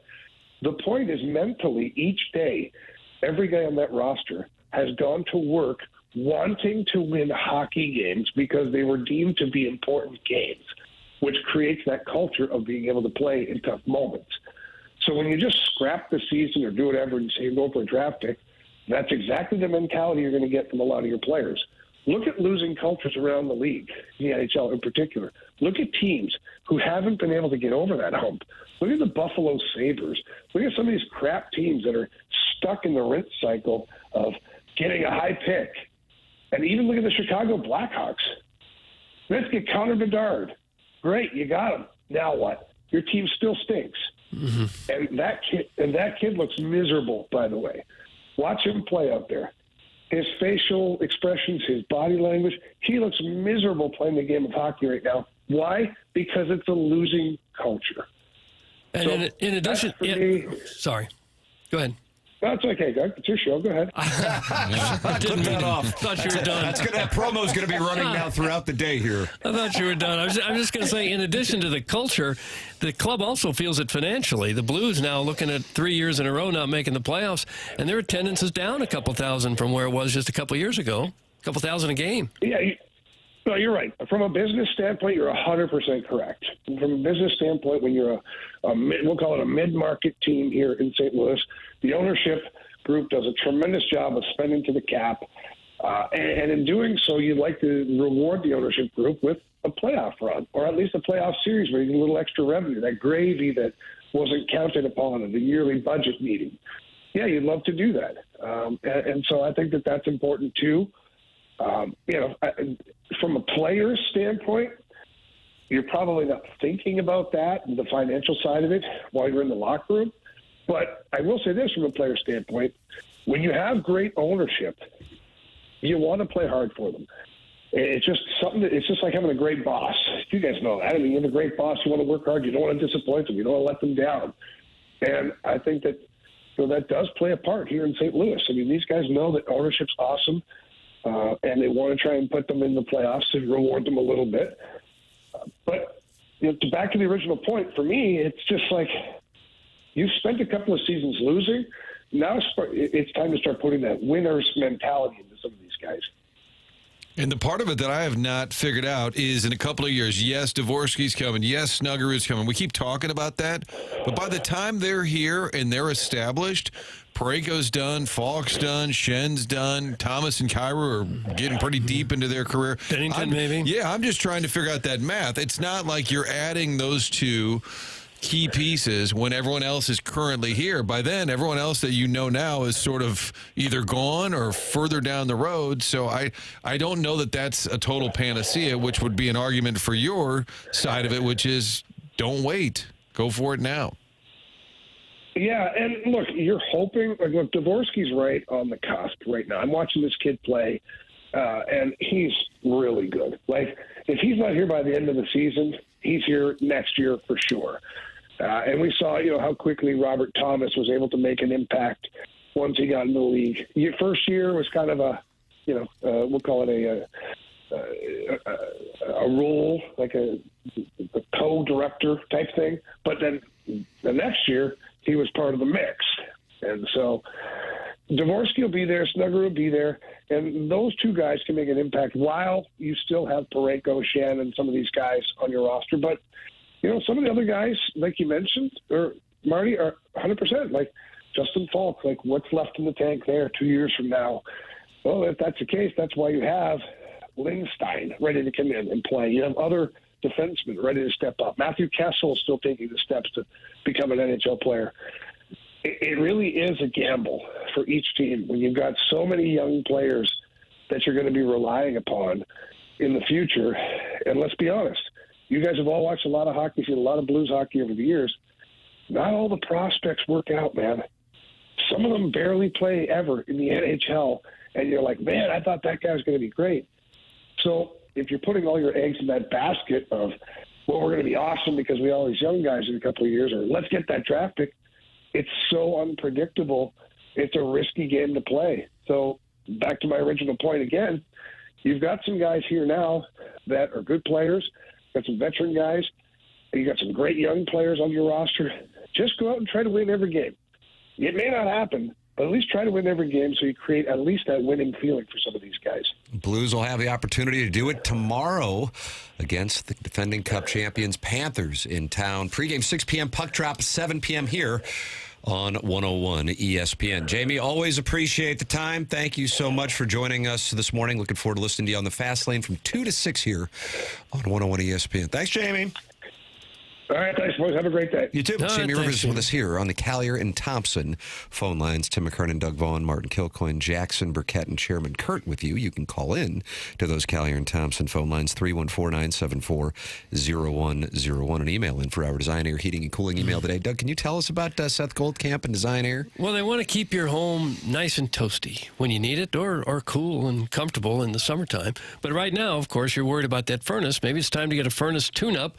Seth Goldcamp and his group at Design Air Heating and Cooling can do just that. They've been doing it a long time, since 1904, in fact. It is a fourth-generation St. Louis business. They have served over 10,000 customers in more than a century of serving St. Louis. They're also the longest-running TMA supporter and advertiser on the show. They are known for their honesty and going above and beyond. I've had Design Air out to my house a couple times for tune-ups. They do fantastic work. They will never try to upsell you, always give you exactly what you need. That's how they train their employees, and they take that reputation very seriously. Their website, easy to navigate with the convenience of online scheduling. So for all of your heating and cooling needs, choose Design Air Heating and Cooling. You can find them online at designairservice.com. That's Design Air with an E at the end, designairservice.com. Jackson said he started today's program with a pep in his step. Is that right? Am I representing it? Mm-hmm. Now, the audience, some of the texters kind of tried to bring you down, but I don't know if they succeeded in our 7 o'clock hour. But Jackson, Doug, sent this link over last night. Braves legend Chipper Jones takes notice of Cardinal Hall of Famer Jim Edmonds' criticism of St. Louis franchise after leaving the broadcast team. Really? What do you say?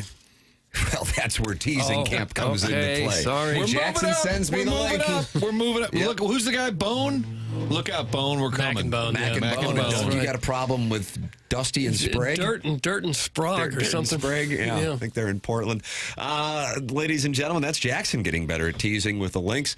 I will attempt to pay off the tease by reading the link.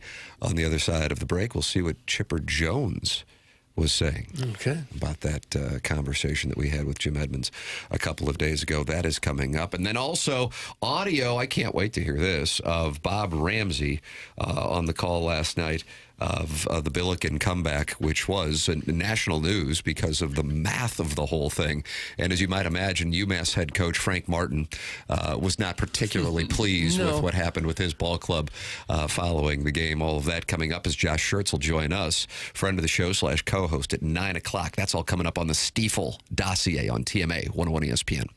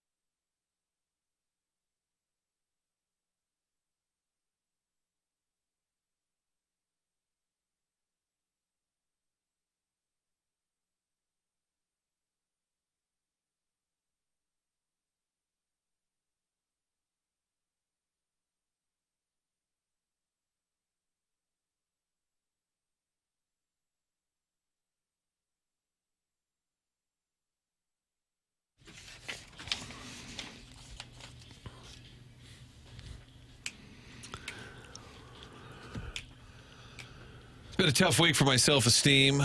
Edmonds called me Doug.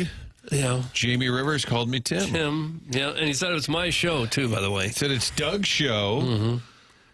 Mike Shannon once called me Kevin. Well, okay, think about it, Kevin. I'm like, Kevin? Joe McGrain called me Randy. You ever get Marvin? I've been Randy, Kevin. I get Martin quite a bit. That's unfortunate. Tim, I was just saying it's a low self-esteem week. Edmonds called me with the Rivers thing. Well, Rivers called me Tim. Yeah. Edmonds called me Doug. Yeah, I'm new here. That's all it is. It's okay. Nobody's ever called me Jackson. That would be a stretch. It's your show. And you never get Doug? Because I do get Martin every now and then. No. I got Goldberg years ago. Bill Goldberg had the spear, but other wrestlers felt like he didn't know how to wrestle. So over at that East St. Louis gym watching Darius Miles play high school ball, and I'm walking out, and these kids are kind of pointing, and I'm getting towards the door, and they scream, "What up, Goldberg?" I said, I don't look a thing like Joel Goldberg. But he had those big sausage fingers, big giant hands, like sewer lid hand, pizza pie hands. I don't know where that came from. Doug, good news. The Board of Aldermen was able to get together yesterday and work things out. Good. Actually, they got together and they weren't able to work things out, so they're going to kick it down the road on the Rams money for a couple more months. Okay. Yep. Well, at least it's making money somewhere, right? At the very least. Took him a year to figure that out. Joel Vollmer, who was accused of being drunk at the meeting by the president of the Board of Aldermen, Megan Green, on Friday, which she later took down from social media and apologized for, was asked by a reporter as he walked out what his opinion of the situation was as they decided not to do anything with the money for another couple months. He said, scintillating, isn't it? No, I bet they could have given that $280 million to Stiefel, and by now it'd be worth about $400 million, $450 million. Could have had me manage it with the Tam Avenue Capital Partners. Well, I don't think you want to gamble. Sponsor and everything. I wouldn't gamble with that money. But I'm sure Stiefel would have turned it into a lot more than it is now. I would have taken the Billikens to come back in the money line with a minute left in the game. You would have? $280 million on it. Well, so they put Friday's embarrassment at City Hall behind them, moved forward, had a meeting, and it's still what some are terming an embarrassment, I believe. That's right. Well, the city is in such good shape that maybe they really don't need any money at all. There's a lot of sarcasm going on right now in this studio. There's a lot of sarcasm. We had Jacob Kern of the St. Louis Business Journal with us yesterday reporting on the situation. And there is another article in the Business Journal with regard to that Rams money impacting development in the area. Specifically, the Rams money stalemate is imperiling the funds to buy the Railway Exchange building. That's on the front page of the Business Journal. City development nonprofit St. Louis Development Corp will have to consider different funding sources to acquire the Railway Exchange building after the Board of Aldermen Tuesday reached a stalemate. I don't know if you really reach a stalemate. You know what I mean? Yeah. But you reach an impasse. Nice, Jackson. Horton Watkins season. Yeah.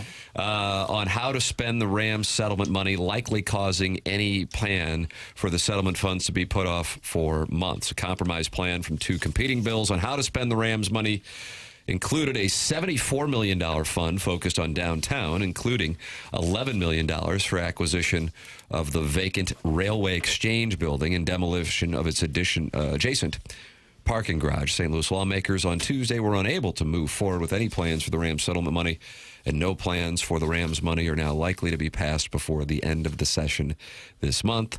A special session is possible. The board's next regular session starts in April after, and I think this is an important part of the conversation, after the mayoral election and also aldermanic elections. That's in the St. Louis Business Journal this morning. Yeah, because we could have a new mayor here soon. That's right. She's not polling very well at the moment. That's also accurate. Has Kara Spencer commented on all of this? Because it's kind of Megan Green, Joe Vollmer. Obviously, Tashara Jones is the mayor, but her big challenger is Kara Spencer. And I don't know And I'm not. I guess I'm crowdsourcing. You're crowdsourcing. I think it's important to know when you're crowdsourcing. Yeah. I accidentally crowdsourced. That happens. I don't know if anybody goes into crowdsourcing planning to crowdsource, but then you catch yourself mid-crowdsource and go, son of a bitch, I'm crowdsourcing. Yeah. Kind of stumbled into it. No crowdsourcing needed here because we've got the audio. Jackson Burkett has it. Last night, the Billikens were down by 5. They didn't even have the basketball. UMass does. They're enjoying the foliage in Amherst. Frank Martin, former Kansas State coach, former South Carolina coach. He's on the sidelines. He's feeling good. They got the game won. Uh-oh. Here come the Billikens. There's a turnover. Here come the Billikens. Loose ball. Here come the Billikens.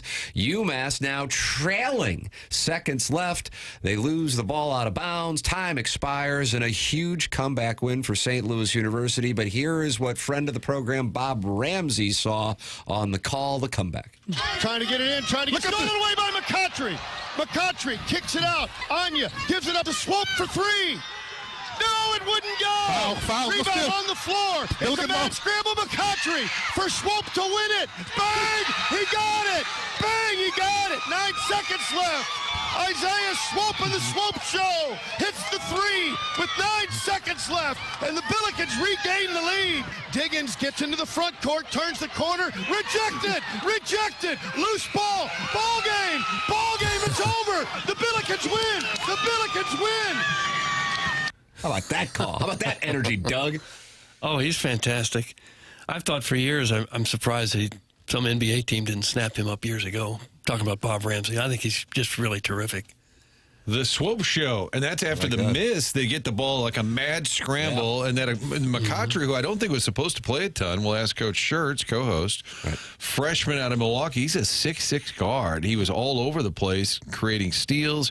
You get late in the game, you're desperate. You always try for the inbound steal, but you're probably going to have to foul, hope that they miss.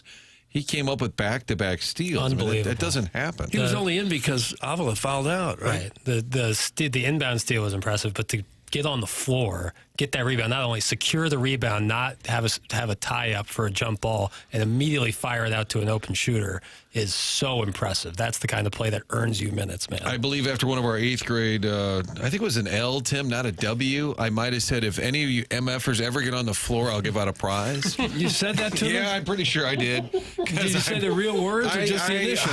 I regret that it may have come out of my mouth because sometimes you got to get on the floor to get the ball. And you were talking, how old were these kids? They're 14, Doug. Okay. You throw like $50 down on the floor and then throw the basketball out. If I have to give you the Pestis prize pack, I will. Get on the floor. Every AAU season, the first practice, the coach would always do that. They would be like roll the ball on the floor, and everyone would have to sprint and dive with each other to get the ball. Your elbows would be bleeding like crazy. You know, there was times, like in the 60s and early 70s, when a lot of basketball players wore knee pads.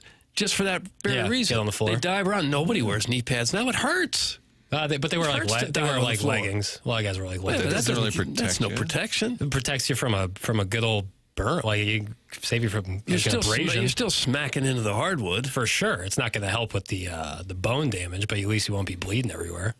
Especially the big men, like the Randy Brewers of the world that you covered, Jack Sikma. They'd always have big knee pads. Yeah, it's a good way to get hurt. It's really like if you're a really tall guy. No. I'm saying like getting down, like diving on the floor when you don't need to. You don't really expect that from your bigs, from your 7-footers. But first one on the floor often wins.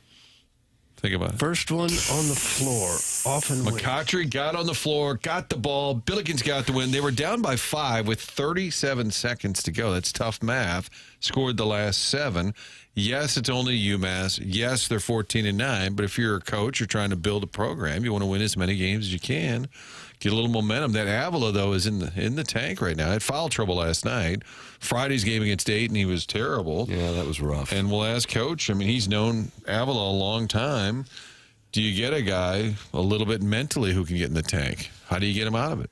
Yeah, Avila 1 for 7 from the field, 0 for 2 from three-point range. He did get 10 rebounds, so even when he's not scoring, he's contributing that. Ladies and gentlemen, you're welcome to give your thoughts anytime you would like. Texting in 314-399-9646. Calling in 314-974-0101. And you can watch the show and participate in the YouTube chat. It's youtube.com/TMAST. I want to make this clear. You don't need to participate. You can watch the show and not participate in the chat.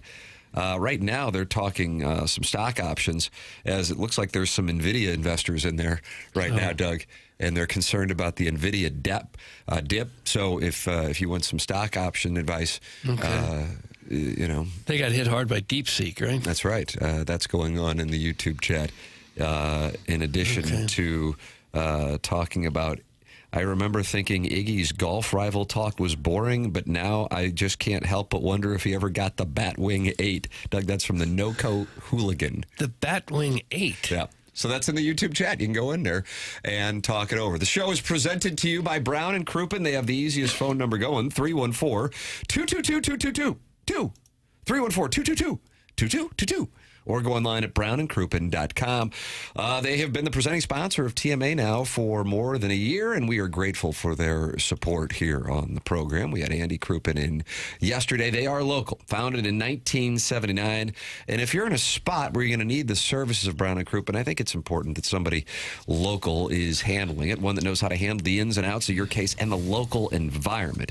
Brown and Crouppen treats clients and their employees like gold, and they're part of the St. Louis community. They value it. You're going to get great service and great results, winningest and kindest with a strong voice and an advocate for their clients. If you think you may need Brown and Crouppen services, call 314-222-2222 or go to brownandcrouppen.com and make sure you let them know you heard about them on TMA. The choice of a lawyer is an important decision and should not be based solely on advertising. Past results are no guarantee of future results, and every case is different and should be based on its own accord. Tim McKernan, Doug Vaughn, Martin Kilcoyne, Jackson Burkett with you on the program. Doug, the player poll is out via The Athletic. Let's see how locked in you are on the following questions. Okay. If you have a no-trade list, NHL, what's the first team that is on your no-trade list? Two teams. First team on my no-trade. 67+% of the vote from the people who participated in this. I call it a Gallup poll. Some would call it the Athletics player poll. I think it's a Gallup poll. 111 players were surveyed. If you have a no-trade list, what's the first team on it? And two teams took the lion's share of the votes. What two teams do you think got it? I'd say Buffalo probably got it because it's not a real glamorous city to live in and the team's no good. And I might say even Montreal, because it's mostly a French city, and that might be uncomfortable for a lot of players to live somewhere where the language could be a problem. Obviously, I'm hemming and hawing now because it's probably a bad guess. I'm going to say Buffalo and Montreal. No, I'm sorry. Okay. Martin, would you like to Is fire? Buffalo not Buffalo one of is one of them. Oh, it had to be. But there is one that is way ahead of Buffalo. Nearly 50% of the players. Is it Utah? No, I'm sorry. Maybe Chicago? Jackson, would you like to fire a bet at the pod? You are our hockey correspondent. Can I? Columbus. God bless Doug. His mic wasn't on. Turn the mic on. What's up? Columbus. And that's because people saw the video of Ryan Day running to first base? Yeah, you're always playing second fiddle to Ryan Day. No, I'm sorry. Chairman Kurt, big opportunity. This guy's fielding phone calls from a number of listeners right now on the Collier and Thompson phone lines, but yet I still think he's going to get home. How about Ottawa? No, I'm sorry. Can we have initials, please? The home, is that the home of Alanis Morissette? I don't know where she's from. Let's find out. Oh, I think the texters are nailing it. It's not Chicago, is it? Yeah, Once I say it, you're going to be like, oh, yeah. Yeah, I kind of see. Walter played there. Yeah, met his wife. That's correct. Chantel is from there. That's correct. Winnipeg. Best team in the league, and they don't want to go there. That's right. Alanis is from Ottawa. Yeah, confirmed. Poor Winnipeg. All the Jets have done is put themselves atop the league standings while playing in arguably the best in-game atmosphere in the NHL. And yet they got nearly 50% of the votes. In third place, San Jose, then Calgary, then Ottawa, then Anaheim, and then the Rangers. How about that? Anaheim and the Rangers. Where do the Blues rank in this? They are not listed. Okay. Only those 7 teams are listed, and then 10.9% fall under the other category. I thought the Jets being a good team might override that. Like you'd want to be there because they're good, but I guess it's just living there, and they're not drawn. They have some anonymous quotes. High taxes. The organization hasn't been that strong recently. That's talking about Buffalo, I guess.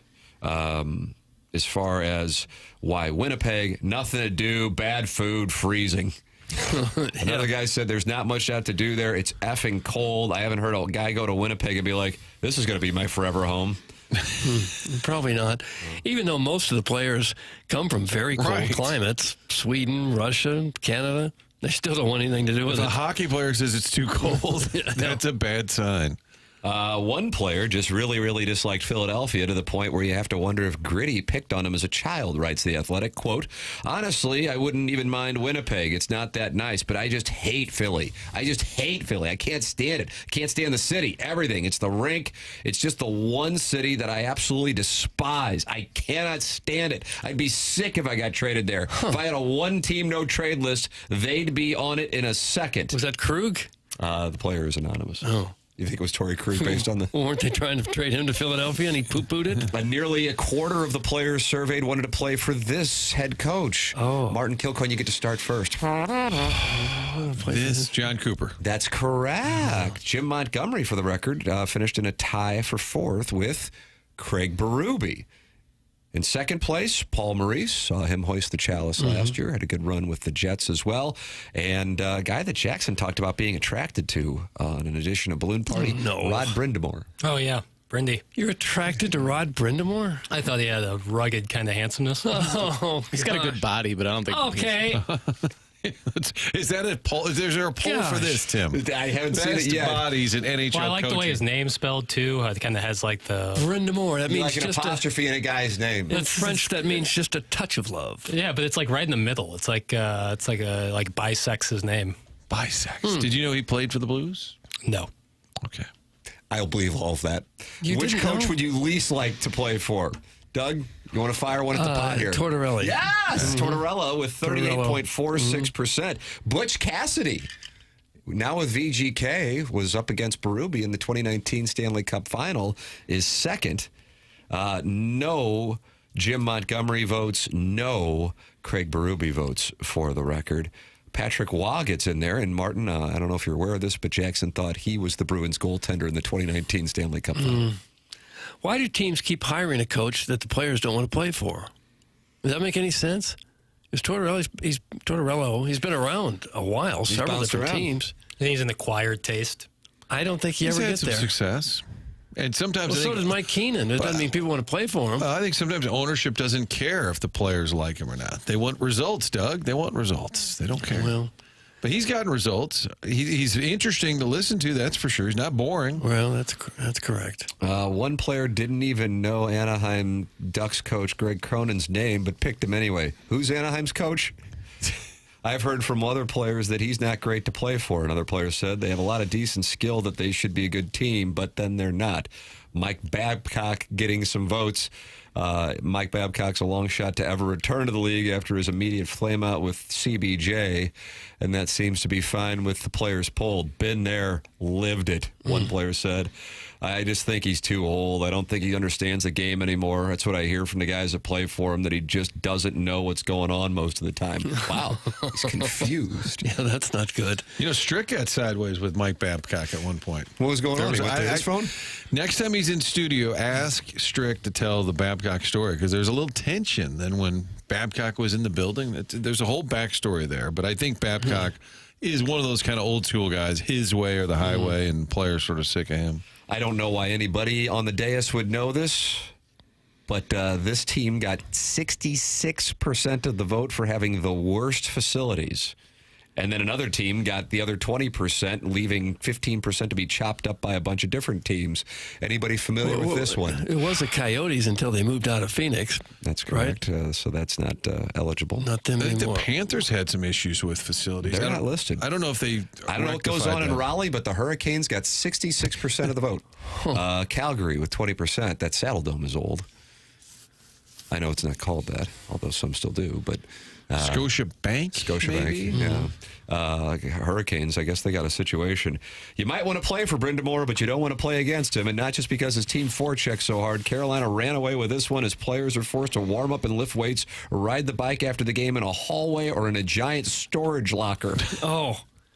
The locker room itself, despite a recent renovation that added about 2 whopping feet of width, might be the most cramped in the league. Quote, it used to be Carolina, but then they upgraded, and somehow it's still Carolina, players said. The visiting room sucks. No. And the home room's basically the visiting room with some paint on the walls. So, yeah, it's pretty essy. Terrible, another Carolina voter said. Carolina stinks, said another. It's brutal, said another. It sucks. Everything about that trip sucks. It's not even close, said another. Hurricanes player was interviewed. Yeah, it's probably ours. This summer they're supposed to change it up a bit. We've been telling them to put it off. Didn't Wrigley Field have visitor locker rooms there for a long time? Oh, I'm they sure. were just using nails in the You wall. weren't in that thing? And you still got to go up the steps to get It's there. unbelievable. Like, you couldn't believe it. I mean, I haven't been in it in a while, but it reminded me of the scene in Hoosiers where they're about to take the floor. That's what the locker room looked like. Oh, God. But Dodger Stadium's not much better. Dodger Stadium's much better than what the Wrigley one used to be. Yeah. Fenway was tiny. I can't imagine it's much bigger now. Yeah, when I was Just in because there isn't space. the Dodger Stadium visiting room, when I was there last, I guess it's been 15 years, that looked like a high school locker room or something. You could barely fit in it. You know, it's interesting. The new Clippers arena, they've done the complete opposite, where they've made the visiting locker room really, really nice, like a therapy pool and stuff, to try to recruit players later down the road. Be like, hey, we got really nice facilities. Oh, interesting. Kind of just, different outside the box thinking. Who was it that painted the Hayden visitors' locker rooms Fry pink? up in Iowa. Hayden Fry. Painted it pink so they get everybody mellowed out. The visiting team. Probably get fired now for doing that. Oh, By the way, yeah. the Florida Panthers did open a new facility, because I always heard they had a terrible setup. Last March, the Florida Panthers unveiled their new practice training facility. The Blues couldn't expect much more than what they have, do they? I mean, Centene is terrific. No, they got a good setup. They bounced around for a while. We're up at that. Oh, yeah, the Mills is no good. Get yourself an Auntie Anne's pretzel, and there wasn't a whole lot else going on. No, I'm sure they weren't happy That was a with the little Mills. depressing. Well, That was a Bill Laurie thing. I told you we were getting better at teasing because we're on a mission to take down Dusty and Sprague in Portland. Jackson sent this link over. Braves legend Chipper Jones takes notice of Cardinal Hall of Famer Jim Edmonds' criticism of St. Louis franchise after leaving the broadcast team. The link sent over in Jackson's PM links. Do you get the PM links? I don't. Martin, do you get the PM links? I do. I really enjoyed it. Actually, at work, it gives me a little pick-me. I'm serious. I look forward to them in the evening. Oh, here they come. Doug, if you want them, I'll throw you on the Sure, list. send them to them. It's kind of a fun Nobody knows scroll. Doug's email address. There's a couple of 4 or 5 of them. There aren't. You're like Ray King with phones. No, I got 2. It's just a situation where green mean go. Well, I got 3 with it. I got the Hubbard. There it is. There And then it I have is. the No further personal- questions. The old radio email. Yeah, And then right. I have my personal email at home. Right. But I feel like there's the personal one. There's been a couple. I'll just send it to you. No, there's only one. All right. I got you. I'll send it to you. It's just weird because when I set it up 25 years ago, I thought I was setting a password. Turned out to be the email address. And so now it's kind of garbled, difficult, and too late to change. I couldn't be any I'll sorrier. throw you on there. Are you at your desk at about 6:30 at Channel 4? Because that's usually when the links come over, I'd say. In that ballpark. After nearly a decade calling games for the Cardinals, Jim Edmonds has drawn curtains, citing the current state of the team. That wouldn't be what the story is, but that's our industry, of course. The man was on with us for 45 minutes, and I don't believe that that's the reason why he said it was ending. But hey, you know what? That's the business. But either way, the news came Monday morning for Edmonds. That also, of course, not accurate. As it came on Saturday, who had been in the booth with the Cardinals since 2016. The Cardinal legend went on a rant to highlight the dire state of the team. It's not only the lackluster performance in the regular season, but also their spring training facilities that has left Edmonds. Did you notice that he was criticizing The facilities, they didn't say I a just word want to call about that. attention to this stuff because, I realize at this point many people realize that what you read isn't necessarily true. But this interview certainly has gotten a lot of play, whether you're a TMA listener or even if you just are starting to follow the show. I mean, I've read 3 things that are just factually inaccurate in the opening part of it, but that's this little industry. Nor is our name ever mentioned in any of this either. Yeah. So here it is. Atlanta Braves Hall of Famer Chipper Jones took note of Edmonds' criticism for the Cardinals as he reacted. And then, Doug, here's the reaction. I'll let you see it. I see. I'm looking at it now. Yes, it's 2 eyeballs, and that's it, with quotation marks around the eyeballs.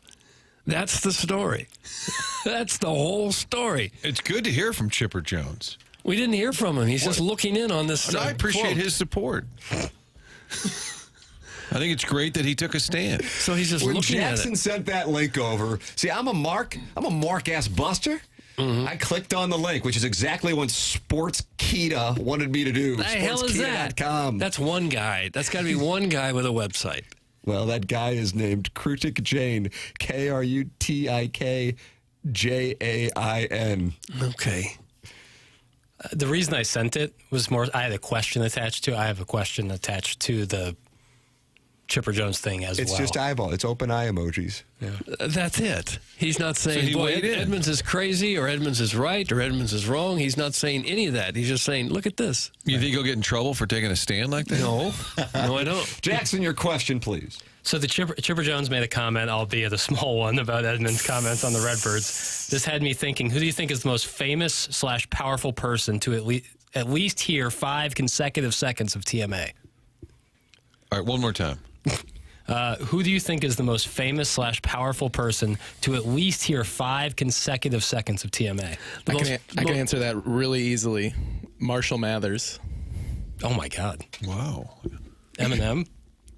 Back in the days when we had that relationship with the singer of Steadfast Eyes. Cassie Moore. If you remember, she allegedly played the Chris Raby remix with Forgot About Dre for her friend Marshall. Wow. So, all right, so Eminem is the answer. I'm going to say the most powerful is Senator Eric Schmidt.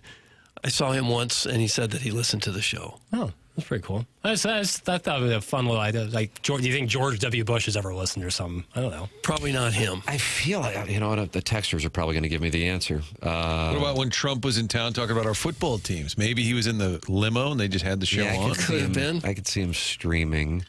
You can text in the answer, 314-399-9646. I don't know if we've made it to the Oval Office. Weren't you guys friends with Joe Thomas, the Hall of Fame-esque left tackle? One of his, I think his brother-in-law was a big listener of the show. Somewhere not in St. Louis either. Guys, the most powerful person to hear the show is Tim. Thanks. That's from Bobby Big. Come on. Yeah. There it is. Present company excluded. No. I guess that's probably the right answer. LaRussa said he heard it driving Joe Patini's car. I really enjoy it. Guys, that Krutik Jain is definitely an AI model that aggregates sports news and outputs hot boy trash. That's from Tongue Man 6. Oh, that's his name? Tongue Man 6. Is that your email, Doug? No. Tongue Man. Krutik looks like his main sport is cricket. But he's a rigorous fact checker. Is that really what it says? That's wow. You didn't get a chance to get to this article just yet. Yeah. Rigorous fact checker. That's what it Guys, says. I would imagine your most powerful listener is Putin because of Jackie's hammer and sickle takes. Oh. That's from the Anal Farmer. Nonsense. Joan Jet's groping hand says it's Butch Patrick, Doug. Well, what power does he wield? Vidow's Peak. Yeah, who do you think? Guys, what about Kevin Demoff? Yeah, that actually would be it, because when he's NFL commissioner soon. Yeah, you think Goodell's probably gosh. heard 5 consecutive seconds? Why? It wouldn't be insane to think that Roger Goodell. He could have been sent some audio of Demoff. Somebody said, "Oh, listen to this. This is what Bonehead said in St. Louis today." And then, maybe they stumbled on the email of the day or something. We're like, oh, not bad. Well, I'm enjoying the email of the day, but as Stan has always stated, we have no plans on move. I'm sorry, hold on. I'm taking a call here from L.A. Hold on. No plans to move. Carry on with your wonderful program. I'm enjoying it greatly.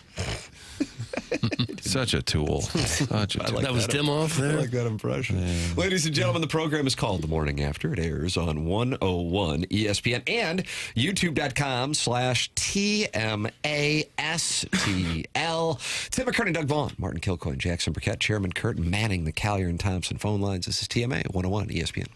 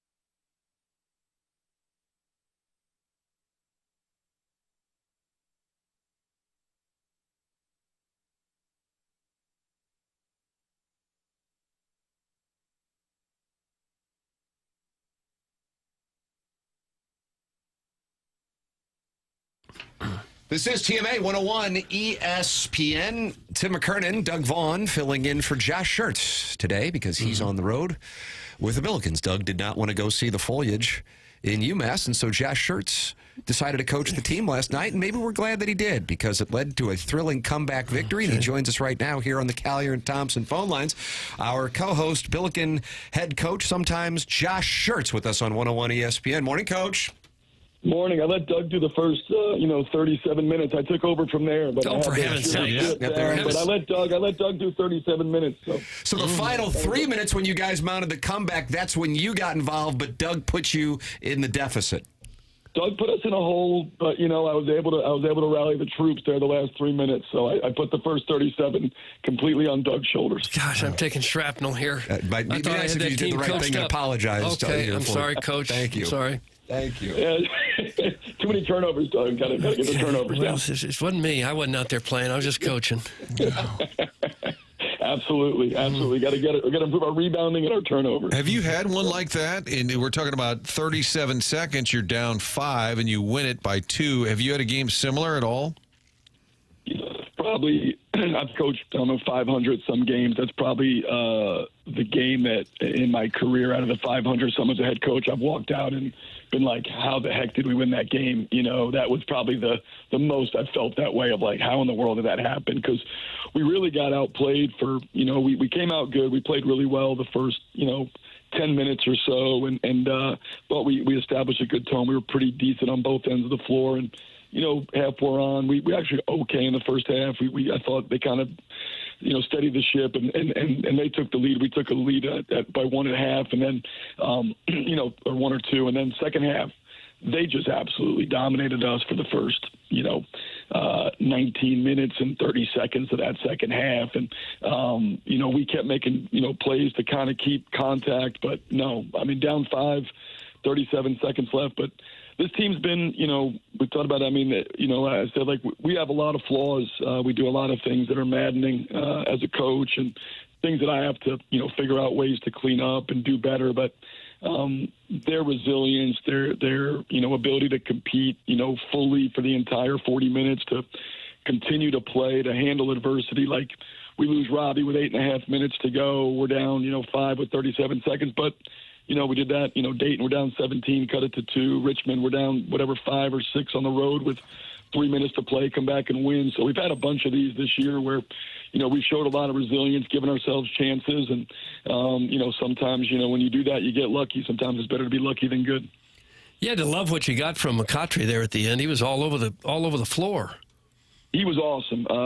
Made so many big-time plays there down the stretch. As you said, he gets 2 steals late. He gets an assist. He gets 2 rebounds. I think all that happened in the final, 90 seconds of the game. And, for him to be out there, game in the balance, young kid. With all the injuries and everything, our bench is really just a freshman.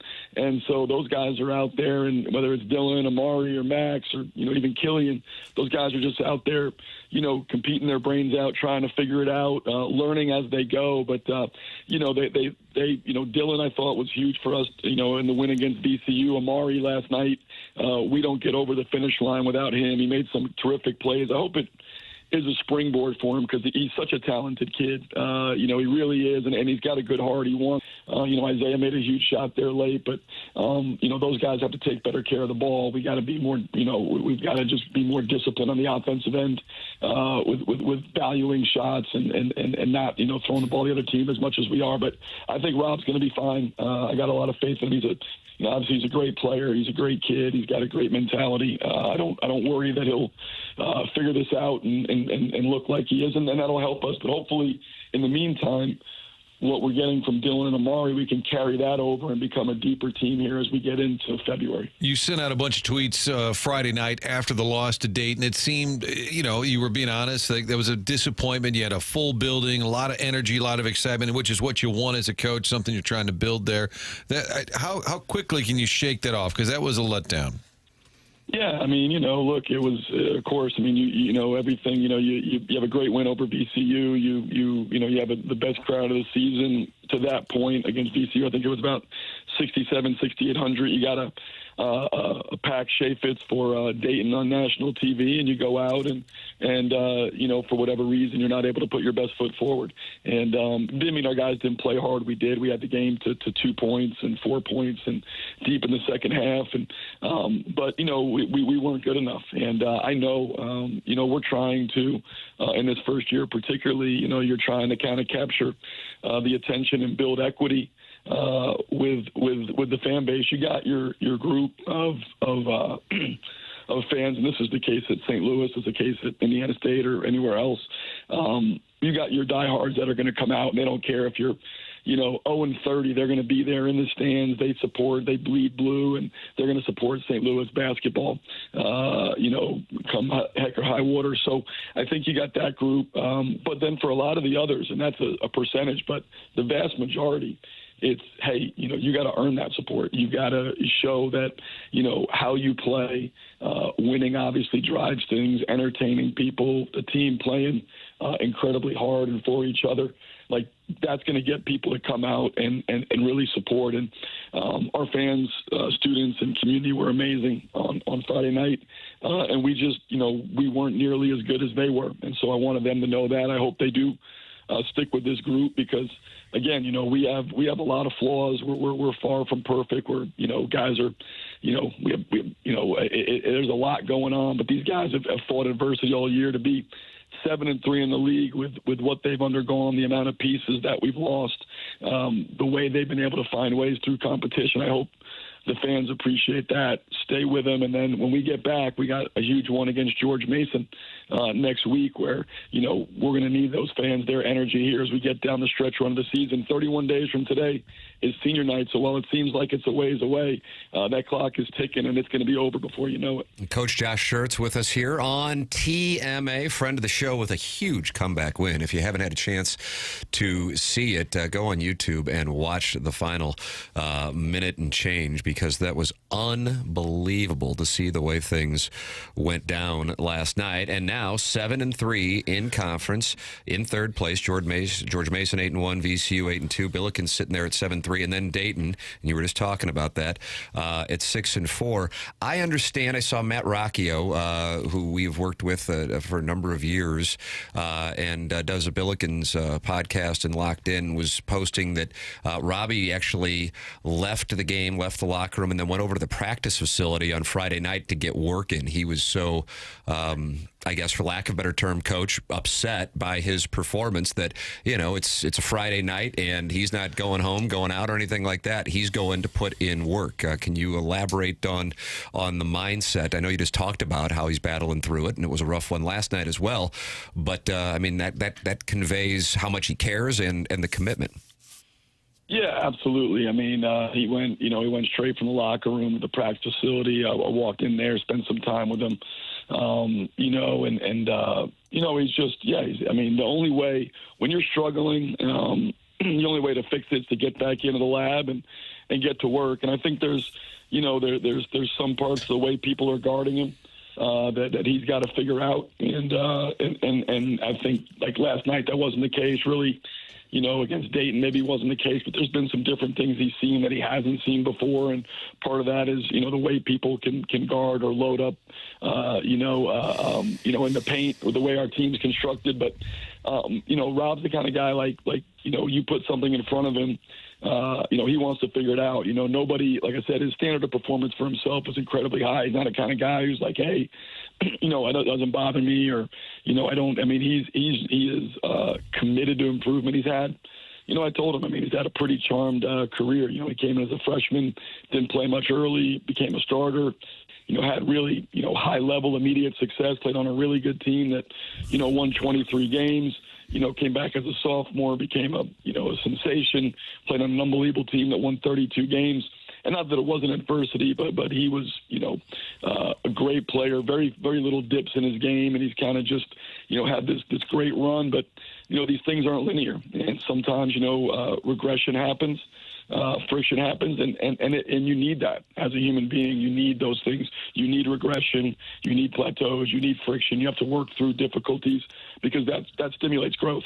That's how you get better. I mean, if everything was just progression and you had no friction, no difficulties, no adversity, I don't know. I think standards would wilt, and you wouldn't be as good. And so he's got to fight through this. It's a rough patch.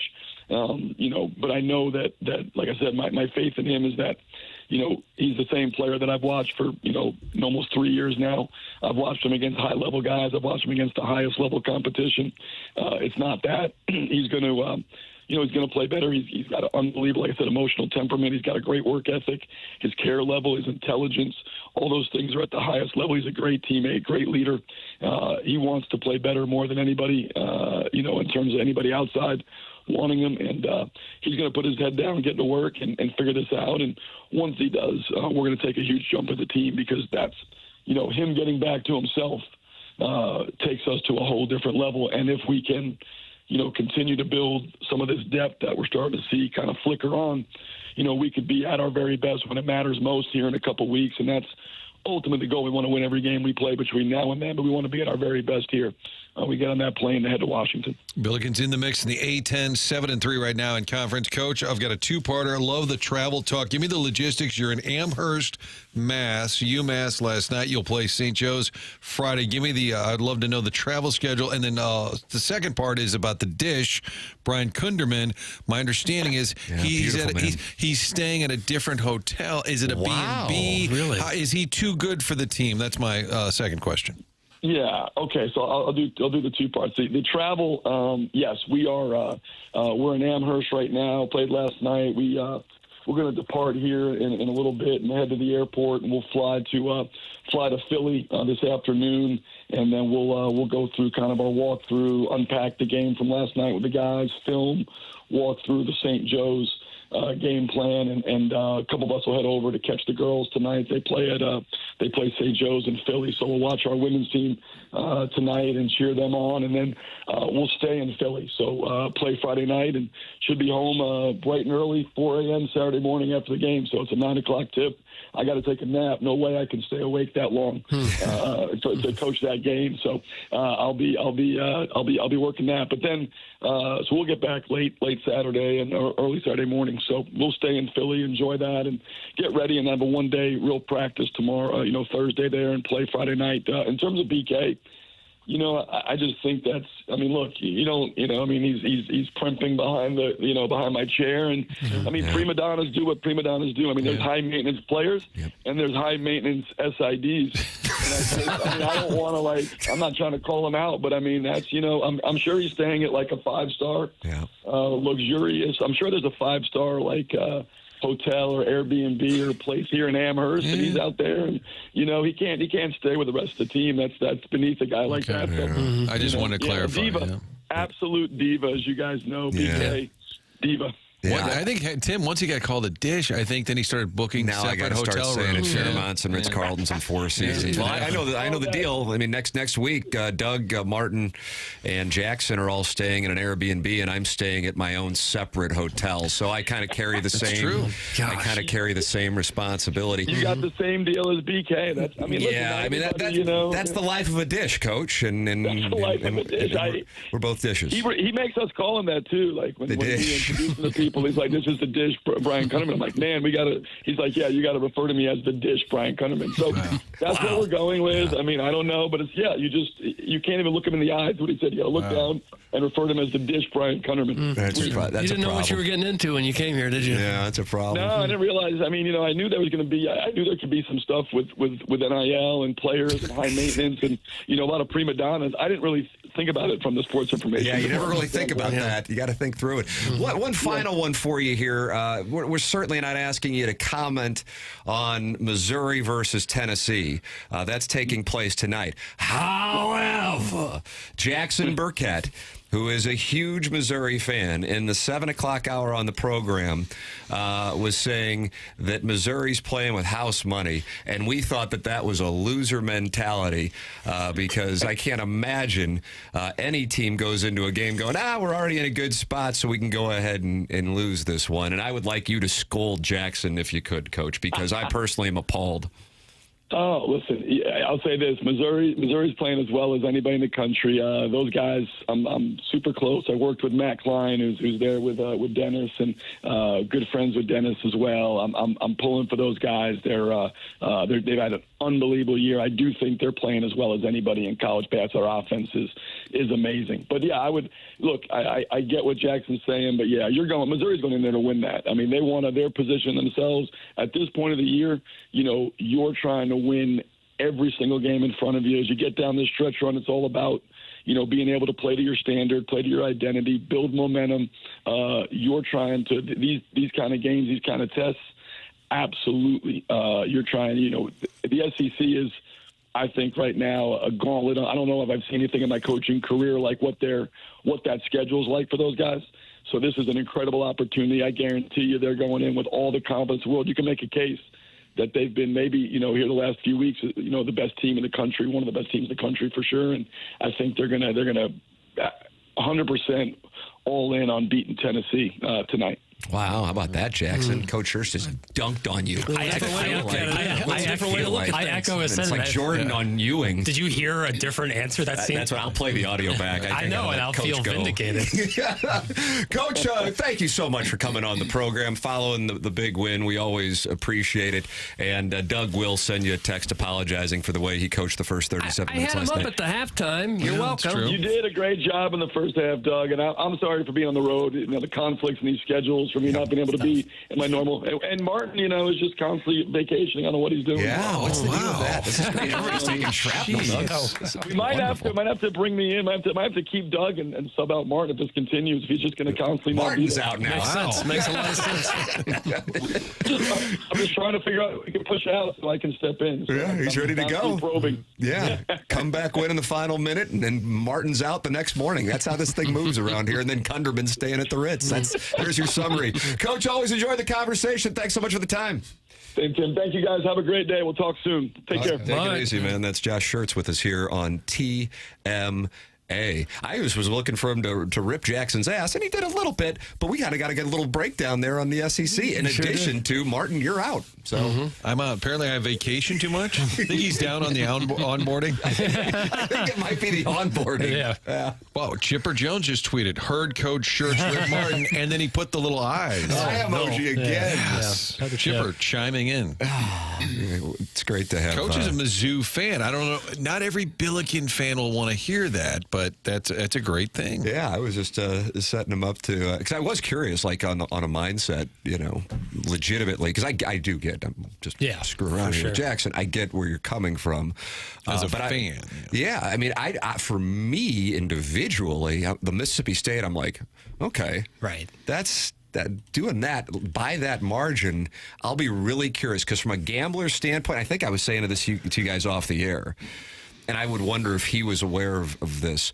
Dayton got blown off the floor by St. Bonaventure a few nights before coming to St. Louis on Friday, and logic would dictate they're going to have a bounce back. It also works the other way. When a team has the kind of game that Missouri had on Saturday, you kind of, which is why I see that spread at 9.5, and I go, it looks like Las Vegas might have factored that in, the psychology of then you can come out and have a rough game. If they come out and have a game, I don't know if you can have a similar game like the one in Mississippi State. That's really saying something. I'll be curious from a Billiken standpoint, a win like that last night, what that does for a team. Those things are real. I think even more so. We talked about it last week with college basketball. Psychology. I'm telling you, I don't know if you happen to see it, Martin, when we were at the game on Friday night. Anthony Grant, the head coach at Dayton, his body language was terrible in the second half. I mean, it really conveyed a coach who knew his teams had problems on the road. I mean, that's a team that beat UConn earlier in the season. I know UConn's kind of flopped around, but Dayton, played North Carolina, played Iowa State, and have had some problems away from their building. And he was sitting there with that. He was in the surrender cobra, actually. Had the hands behind his head as the Billikens ring. I'm going, God, what a He didn't look like he was coaching a lot. I thought he was just kind of conveying a lack of confidence. I did see him kind of pacing the sidelines, kind of throwing his arms up a few times. This is really bad body language. And, you're talking about guys who are super young, and they can either really rise with the momentum or they can fall when it's up against them. The Billikens got something, and you can hear it in their coach's voice. He's stunned by what took place. Let's see if they can carry that over. And keep in mind, they did it without, Doug, do you call him Kareem Abdul-Jabbar or Slew Alcindor? Larry Nerd. Even though he's left Indiana State, he's still Larry Nerd. Carrying that over. What if he can get right? Great conversation, a lot of insight there, and I think the thing with Coach Schertz, and it doesn't have to be our show, it could be any show. You hear his personality, and I don't know how many times I've seen it, whether it be in our text inbox or the YouTube chat when he comes on the show. People are like, I don't really know much about this guy. Wouldn't call myself a huge Billiken fan, but I just like him, and that makes me pull for the team because I like the guy. So it's a great thing that he comes on here, and then he gives you that kind of detail too. It's outstanding. And the Kunderman story is real because Brian Kunderman is the sports information director, was in studio with Schertz, and of course the YouTube weirdos called him a dish. And Brian, last night, I said, I'm going to text Coach, what's the plan, timing? I was just trying to get their logistics. He said, don't know, I'm at a different hotel. And I thought, oh my God. I really respect that move. And actually, Amherst may not have hotels big enough for the whole squad. I don't know why, but he is at a different hotel, and I thought Coach would probably different view of the full play ball. I saw Kunderman buying bling over here at Diamonds Direct next to us at the radio station. You're kidding me. Wow. Yes. Yes, I am. You serious, Clark? Thought he had the Chris May black card that Schertz was talking about. Ladies and gentlemen, you're welcome to participate in the program, as Martin calls it, the YouTube weirdos. What do they call it in the fast lane? The Viper Pit? Snake Pit. Snake Pit. YouTube.com/TMASTL. John Scores. Whoa, weirdos! He's not happy about it. YouTube.com/TMASTL. Well, the ones who say things like the dish, not John. Doug has noticed, though, our listeners really are attracted to us, and in particular men, more often than not, which is surprising because I don't know if a woman listens to this show. No, there aren't but one or two. The self-made stay-at-home Ledoux mom, and other than that... Correct me, Doug. How about that? We're the best-kept beefcake secret in the business. I like that. Ladies and gentlemen, email in about the best kept beefcake secret in the business. The morning after at InsideSTL.com for the design, air, heating, and cooling email of the day. And I would also recommend, while you're online, going to CarltonInsurance.net and working with James Carlton. He's my insurance agent. He has been for 6 years, and he does a wonderful job. You don't believe me? Oh, you're just doing a commercial. What do you know? That's funny. You know what I call you? I call you a coward. Oh, do you? Yeah. Wow. Charlatan? Go after. That's what you do. I mean, it sounds soft. Frauds. It's embarrassment. Well, what you do is you go to CarltonInsurance.net or you Google James Carlton, State Farm Insurance Agent. Then you see 410 5-star reviews like this one from Lauren Bryant, posted 4 months ago. Today, I had the pleasure of meeting with James Carlton and his team at State Farm in regard to an event I worked through with the American Cancer Society from the very beginning. James was incredibly supportive and enthusiastic about our mission. His dedication to community involvement truly sets him apart. James provided invaluable assistance by offering generous financial support. If you're looking for an insurance agent who goes above and beyond to support local initiatives, look no further than James Carlton. We're incredibly grateful for his partnership and look forward to collaborating with him again in the future. He's online at CarltonInsurance.net, or you can call 314-961-4800. Tim McKernan, Doug Vaughn, Martin Kilcoyne, Jackson Burkett, Chairman Kurt manning the phone lines. The program is TMA. It's presented to you by Brown and Crouppen on 101 ESPN and the TMA STL YouTube channel.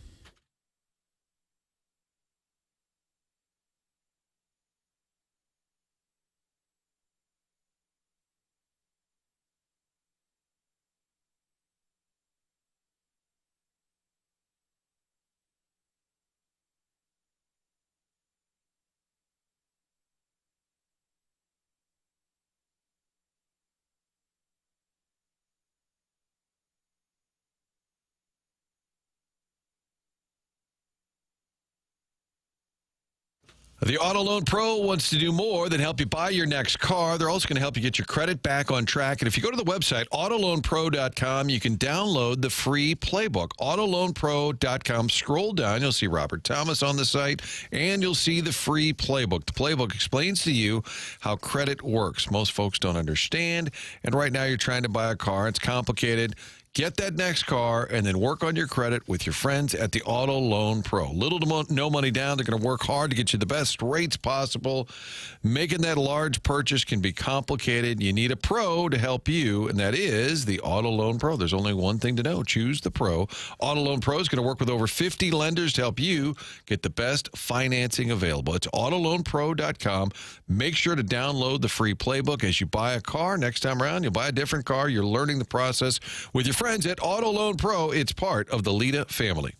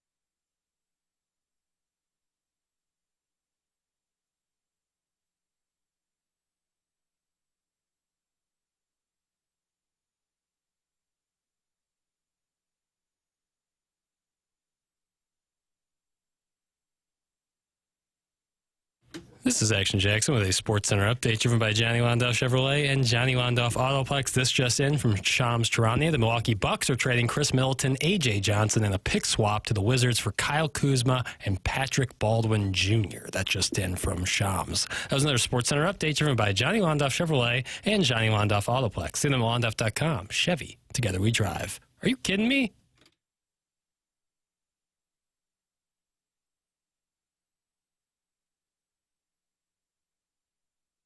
I do that.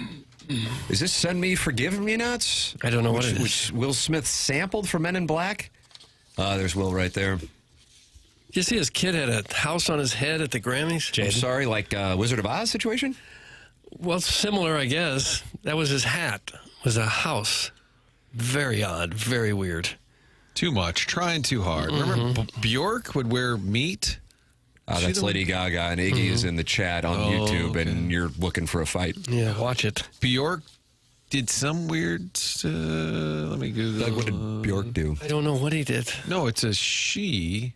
Weird outfits. She wasn't the one who showed up naked the other night. No, Bjork. Kanye's wife. Bianca Censori? Yeah, boy. Talk about look at me. You talking about me? Very odd. There's a whole page. Bjork's most eccentric, over the top, and Bjorkiest looks of all time. See if I can find it. Swan dress? Doug, you remember the swan dress? No, I don't. She likes to go with quirky sculptural pieces that double as artwork, often in metallic shades. And how do they sit down wearing stuff like that? They take it all off when the show starts, or do they even get in? Is it just, please look at me and give me some attention? And then if they get it, they hang around, and as soon as the attention stops, they go home? I can't answer that, honestly. That was crowdsourcing, wasn't it? I assume they take it off. You catch yourself crowdsourcing. Yeah, I did, yeah. I apologize. Yeah. So, go ahead, Mark. No, why was the kid wearing a house on his head? Was it Jaden Smith's an odd duck. Is it related to the name of an album or a song? Is there any connection to anything? He's an odd duck. Okay. That's all I can say. A lot of them are. Okay. That's a different sort of folks out there. Yeah, some of them. Yeah, I don't want to group everybody in the same category. And some people just, some people like things and some people don't like other exactly. Think about that. Think about what you just said right there. Right, it just might not be your taste. So, yeah, I guess you guys are not going to mention that Mom's Deli is closing? Scooped again. Yikes. That's from Mitch. How about a little Popeye's chicken? Is that good for your cumstein? Well, I think the headline on KMOV's website that we saw is a little misleading. Now, I know in our industry, which is a great industry, if you have kids who are 15, 16, 17, I would say get into journalism. It is. It's where the money is. It's where the money is. It's integrity. Public loves you. It's where it's at. Now, sometimes, unfortunately, people will write headlines that don't represent the truth or say things that are actually factually inaccurate. And in this particular case, Mom's Deli is not closing, and I have had some people texting/DMing about the topic. And here's some insight, Doug. You want to hear some insight? Yes, I would love that. Yeah, I've got this from a few people this morning. The building is actually owned, according to my sources, by the family. Okay. However, it's owned by siblings, and two of the siblings do not want to renew the lease, and one of the siblings is the owner of the business. And so, therefore, the owner of the business is now looking for another place, but she does continue to plan to operate it in a new location. So, Mom's Deli, per my sources, not closing, but going to have to relocate because of these sets of circumstances, according to multiple sources in the listening audience today. So there you go. Well, then the obvious question is what happened in the family that they want to split it up? That they don't want to keep working in that location that's been so successful for them. Maybe somebody will call in. Mom's Deli, call in. Interesting that it could be a family situation, and it's Mom's Deli. And yet the kids are having difference of opinion, we'll just allegedly. What did Channel 4 say? I don't know. Wasn't down. Shutting down. Click, click, click. Oh, it's actually not. Oh, it's not shutting down. Right. But I've already clicked. So now I'm all in. That's kind of like the Chipper Jones reacts to Jim Edmonds thing. But yes, I mean, the headline is St. Louis' favorite mom's deli set to shut doors. And then you read it and you go, oh, well, that's not what the sign says. Well, I guess their doors are shutting until they open new doors. Good for you for holding rights for your current place of employment. Until we see it actually in business somewhere else, their doors have been shuttered. But if they leave... February 23rd, for the record, is what the sign on the door says. But they are looking for a new location. Sunset Hill's welcoming them with open arms. And the self-made stay-at-home Ladue mom says she's moving them to Ladue. They'll be on the south side, 63109 till I die. Why, ask why? If they left the city, I think their patrons would be outraged, which would affect revenue. Guys, let's get the St. Louis Board of Aldermen to help decide. That'd be a good answer. The Nolan Arenado situation, I feel like I'm going to get $50 from a number of listeners. I think it's coming to a head. Harold Reynolds and Matt Vasgersian this morning on MLB Network talking about the situation, as John Morosi writing that the Cardinals and Red Sox talks have intensified here as of late. Approve a trade too shortly thereafter, yet there's been a stalemate. Do you think this circling back with the Red Sox is real, or is this just smoke? No doubt. You say it's real. Okay. And I think it's real because it's a team Nolan would go to. And they're at a standstill with the Cardinals. You got to bring him back to camp, and him and John Mozeliak have to look at each other and figure it out. So, yeah, I think it's real. The Cardinals don't want to bring him back to camp. What are you going to do with Nolan Gorman, who has to play? And you basically have soured the waters with this relationship. You got to move him. And the Red Sox are a club that he would move to. Well, the productivity in terms of power came down last year. Nobody's doubting that this is still an elite player, let alone third baseman. How would it look with Nolan Arenado at Fenway? Well, boy, that wasn't much of an edit there. There it is, mid-sentence. Now, I have to say, whereas over the past few years, Jackson's been with the show for how many years, Jackson? Four plus? Yep. The outpoints have been questionable on the editing. Yeah, it would be holding Jackson's rights to defend his outpoints. In this particular case, I just sent the audio to him in a commercial break, and he didn't have a chance to use the shears. It's true. Okay. Also, any time where like I have a questionable outpoint, it's because the audio, like I didn't choose that outpoint. It was chosen for me. I'm just doing the best I can. It's either have no audio or have a bad outpoint, and I'll take the former all day. So I take enjoyed that, Vaughn. Well, who's choosing them? Take that, Vaughn. That's because it comes off of Twitter, and people don't care on Twitter about the outpoint. That's where I get most of my audios, on Twitter. I enjoyed the question to Harold Reynolds, is it this or that? And he said, no doubt. And then Matt Vasgersian kind of said, well, which one? But they are echoing clearly at the national level what we've been saying. You can't picture Arenado showing up at camp. I mean, Harold Reynolds basically said he can't see him showing up at camp for the Cardinals. And so now this national narrative, I don't know if the agent is still trying to force Boston's hand or convince them it's a great idea, but it feels like it's got a little more meat right now that maybe he could end up on the Red Sox. And maybe the Cardinals are trying to get a little something in return. Not just give them away. I just keep going back to, if they're willing to pick up a bunch of money, I think they can get a great prospect. Great being relative to the situation. Make sure I verbally italicize that. If they want them to pick up damn near all of the money, kind of like the situation with Houston, I doubt they're going to get much of a player in return. So then you sit there and you go as a fan, you don't really give a damn about the money. You want them to get a big prospect in return. You look back at what Colorado got from the Cardinals when the Arenado trade sent him here, which was next to nothing. Right.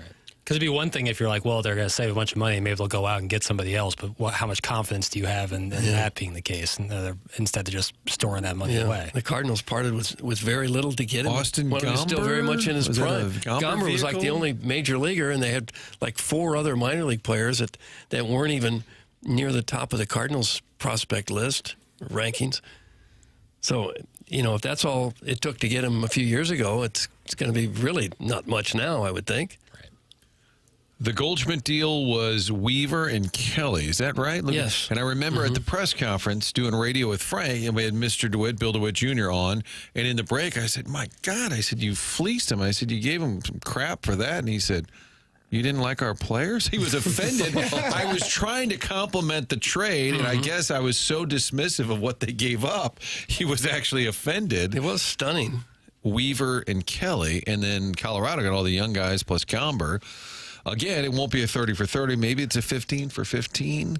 But why did Colorado so desperately want to unload Arenado? And then they turn around and sign Chris Bryant. Legitimately fair question. Like, why were they so desperate? Here, you take him. And take a bunch of money, too. Hey, we're just unloading salary. Oh, well, we'll sign Chris Bryant for $200 million. Now, if I'm not mistaken, yesterday I asked you gentlemen what the percentage was you thought that Arenado would be in Jupiter. Martin, did you say 1%? Doug said more than 1, yeah. You said 1? Okay, I'll say 2. You said 50% yesterday. 50. Oh, okay. Well, let me. This is sounding like a Dan Orlovsky show now. You're talking about, is he ever in Jupiter at any point? No, he just played in a member guest 2 weeks ago. He did really well, too. Is he ever in Cardinal camp? Cardinal camp at Will we ever see him? Today Okay, I'm going to go to. Well, I was thinking of something else. That starts to make me wonder if Doug is just saying things for effect. And speaking of which, here's Stephen A. Smith. Take a listen to this exchange yesterday. Molly Querim, she plays the role of, would you say moderator or provocateur? Would you say moderator or provocateur? I never say provocateur. All right, then here you go. Take a listen. Okay. There's a spit take like Chevy Chase. Trying to get it in, trying to get it in. What was that? That was Ramsey. Stephen A. called the Billiken game. Sorry, here we go. But why are they, well, hold on. Why are they annoying? They win. What else is it? Does Patrick Mahomes get in trouble? Is he someone who's why is he annoying? Listen, I would know something about that. I'm considered one of the most annoying people in television. Why do you think that is? Molly legit bitch. He legit bitch. So I certainly can't relate. Stephen A. was like, I have the perfect analogy. Look at me. Look at me. I'm annoying. You literally need to get the gym shot. Hold on. I've never done this in my quadrillion years. I spit up straight out my mouth. Like, I apologize, America. Oh my gosh. Stephen A. and I have never had a long let the record show. Oh my goodness. Stephen A. said, I can relate to you, Patrick Mahomes. Yeah. I relate. I win all the time. He finally told me the truth. Oh my God. Go ahead, Stephen A. I'm sorry. I apologize, everyone. April marks 13 consecutive years at #1, baby. I mean, this is what we do. But I win and they hate me. By the way, as a damn right, and keep on hating because I'm going to keep on winning. But here's the deal, y'all. It's amazing. And it's a distraction. Oh, in the audio description, I wrote down got a Guinness World Record for most people talking simultaneously. I think so, and for a long time. He's tried saying April for 42 seconds. So what he was attempting to do, which made Molly Querim spit whatever libation she was by saying that he can relate to Patrick Mahomes because all he does is win, and therefore people find him annoying. Because the question they were debating is, and by debating I use that term loosely, sure, but is why do people find Patrick Mahomes annoying? And I have to go back to the premise. I didn't know that people really found Patrick Mahomes annoying. I don't know if they find him personally annoying. Right. I think people get sick of the same team winning. Yeah. I think there's that, and he's the face of the team, but I don't think necessarily people find him annoying, but maybe I'm off. Do you think people find Mahomes annoying? No, I don't. Well, some must in order for the question even to come up. Now you're operating on the premise that that's built on integrity. What's on integrity? The fact that they brought it up or the fact that people are actually finding him annoying? The former. I think Tim's saying they make crap up just to talk about Martin just called out my hand. Queen Jack suited. They Good basically hand. Good starting hand. Just they're in a meeting. All right, what do we got today? Chiefs O-line versus Eagles front seven. No. Is Mahomes annoying? Well, the Chiefs definitely have their haters. No doubt. But nobody finds Mahomes annoying. It's a false premise. He's extremely likable. You could be sick of the Chiefs, tired of Kansas City always winning, being in every commercial maybe is slightly annoying because they're in all the commercials. He couldn't be more likable. We were watching some clips here. He answers every question, gives you a little bit of meat on the bone. Oh, yeah, man, Tom Brady's calling the game. I'm so excited. It's so cool. Good. Oh, yeah, we just want to play our best game. And anytime you have a chance in history, I mean, he plays ball all day long. Self-deprecating. Yeah. So the premise, I think, is, but now, bottom line is Stephen A. Smith is Patrick Mahomes, and now we've learned that, and we also learned that Molly Querim does. She said she has never done a spit take on television in her career. I enjoy a good spit take. Oh yeah, Chevy Chase, master of the spit take. Well, Danny Thomas was doing it back in the '60s. I remember because for a while they called it the Danny Thomas spit take. Oh, is that right? Yeah. A good organic spit take is. It's hard to. It's pretty good. It's about as good as and if it comes out your nose, that's even better. Yeah. Starts to like drown a little. Mm-hmm. Caller Janet, defender of St. Louis against Charlotte, says, "My brother thinks Patrick is a whiner." And then she also said in the text above, "I listen every day with my son. We like your sports talk, but when you start talking about men's butts and packages, well, I'm not a fan." Right. That's from Janet. Well, Janet, Doug will apologize because that's kind of your bailiwick. It's not my thing. No. My stepdad and I used to paint each other's chest. Okay, here we go again. Here we go. What if Janet calls over to Channel 4? You're going to be in some hot I won't be there. water. I won't be there. You make me feel like a natural woman. Is that your voice? I was just testing the microphone, I'm sure. So Stephen A. is just like Patrick Mahomes, according to Stephen A. Correct, and then Molly Querim then spits out a beverage. And I will say, as radio hosts, we do it on occasion. I've been guilty of it. I hate it when people talk over one another. We've all done it. It happens when you have multiple voices on a show. That may have been one of the most egregious examples where nobody backed off. Nobody said, okay, I'll just let this person finish. Can I hear it again, Jackson? Because I think it may be this is an audio delight, though. Some of the worst audio we've ever played. Take a listen. Because you win. Molly legit bitch. He legit bitch. I certainly can't. Stephen A. was like, I have the perfect analogy. Look at me. Look at me. I'm annoyed. You literally need to get the gym shot. Hold on. I've never done this in my quadrillion years on TV. I spit up straight out my mouth. Like, I apologize, America. Oh, yeah. Oh, good idea. Gosh. It's brutal. Yeah, crosstalk is something you try to avoid. It's a occupational hazard. But when you're on ESPN and you do it for a good 50 seconds there, it's tough. When you're the ones talking live, you can kind of get through it because you kind of hear everybody. Right. But when you hear it on the radio or TV, it's just you hear nothing. Yeah, you absolutely hear nothing. Yeah.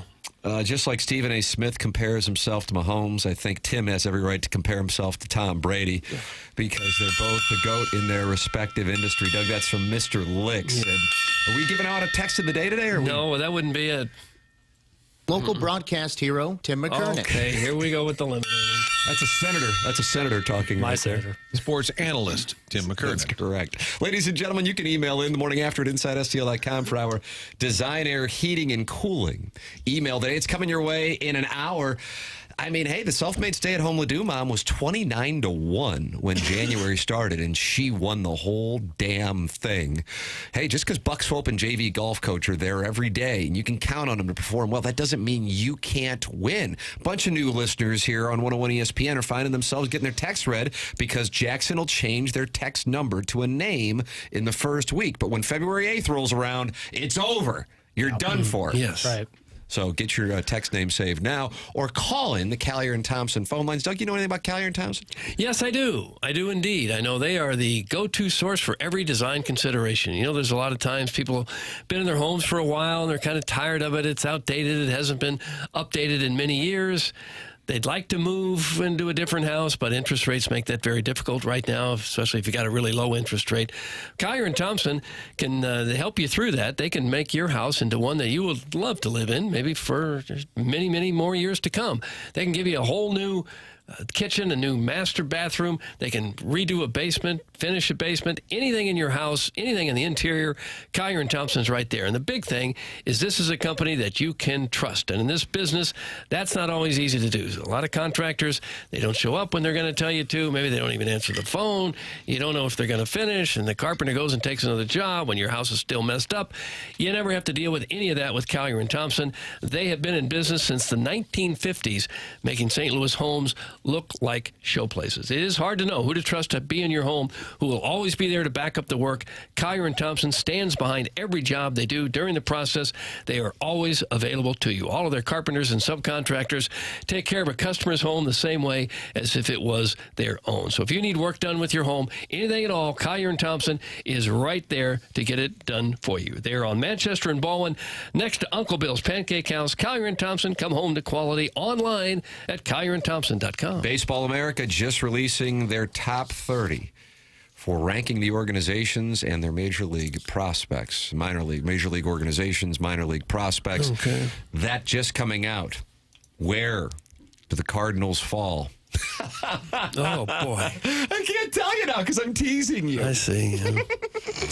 What was that little giggle? I'm on a Sibian. Oh, no. You will find out the answer on the other side of the break. This is TMA 101 ESPN.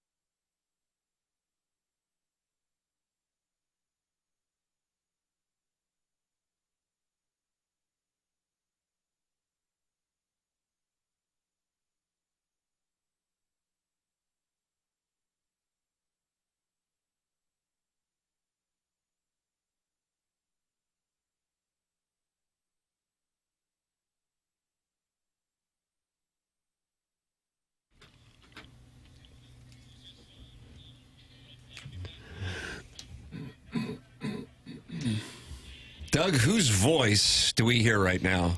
Can I have initials, voted please? as the greatest sitcom of all time by Inside STL. The gentleman's voice you hear would star in a 1980s sitcom of his own. His son would Bill become Cosby. a pop star. Yeah. Doug's workshopping it. Can I have initials, please? A.T. Aaron Taylor? Aaron Taylor Johnson. He was with the Packers. Abraham Tuckington? Who is that? Abraham Tuckington. Who is Abraham Tuckington? He would play Tuck Tuck Goose. Oh. That was Ted Levine. Okay. Buffalo It's Bill? Yeah. Armstrong Tuft. Wow. Second letter. I like watching Martin's face while Doug plays guessing games. Steel trap over here. Second letter, first L. name. Alan. Oh, yeah. Alan Thicke. Yes! All right. See, that was easy. Got it. All right. And, of course, he played Dr. Jason Seaver on Growing Pains with the delightful Kirk Cameron, friend of the show. Is he? I don't know. I always liked Alan Thicke. He was a talented guy. Died at a young age. Playing hockey, did. I think he had a heart attack. Big hockey guy. Friends with all those boys. Like I think he was friends with Chaser. And you know about that, Martin? Like Dave Coulier, that kind of grouping. Yeah, absolutely. He died in 2016. Oh. We're talking Alan Thicke? Yes. Well, Yeah. who are you talking about? Yeah, what are you doing? Sometimes my mind thought we were eludes talking me. about the He same died at thing. 69. I mean, I wouldn't say he was... Uh-oh. Oh, gosh. So you think someone 69 ought to be dead? No, I'm put his time in. No, I'm not. I'm saying 60. You're good with that, huh? This is my overall premise really pushing it of at like 69. young and old is dependent on perspective. Like when someone is 69, like walking around, you're like, oh, it's about an older person. But when they die, they're like, oh my God, they were so young. It's like, well, it's how old do you have to be where you're not so young? You know. When should people die, Jackie? What's the appropriate day for us to go? Plowsy wanted him dead at like 50. That's not true. He just wanted to move to an island so they could get out of the way. Which, you know, Plowhawk is a special breed. Whenever your time comes, I don't know. You don't want to live forever, I'll tell you that much. Well, Clip no one's that ever off. done That'll be it. a nice promo, Martin. You don't. They would give rid of the zest of life. But nowadays, there's some people who are in really good shape, well into their 70s. Oh, yeah. And that used to be considered ancient. Oh, yeah. Ancient. My dad's in great shape, 72. He really is. 71. I don't know my age, my we pop. played 71. golf together, last year? Yeah. He is in great shape, 71 years old. I deep teased this here on TMA 101 ESPN. Baseball America ranking the prospects for 2025 MLB farm systems. Just released it, Doug, this morning. Okay. Where do you think the St. Louis Baseball Cardinals fall? Out of 30 teams, I'll say they're about 18. Martin Kilcoyne. Just a wild guess. And this is based on prospects. That's right. 23. Jackson Burkett. I'll go 14. Chairman Kurt. 30. Now, before you tell us, what counts as a prospect? Is Jordan Walker still a prospect? Is Nolan Gorman still a prospect? I don't think you can count. I don't think. Here's what I would tell you, Doug. I wouldn't mess with your answer because you were exactly right. Oh, I was. Number 18, Okay. Doug Vaughn. He might not know Alan Thicke by voice, but he knows what the Cardinals are ranked in baseball. And Jackson wants you dead. Yeah. Gosh, here you are nailing picks. Per Baseball America, the Cardinals must have felt like they won the lottery when top college shortstop J.J. Weatherholt dropped to them at number 7 overall in 2024. He heads the system.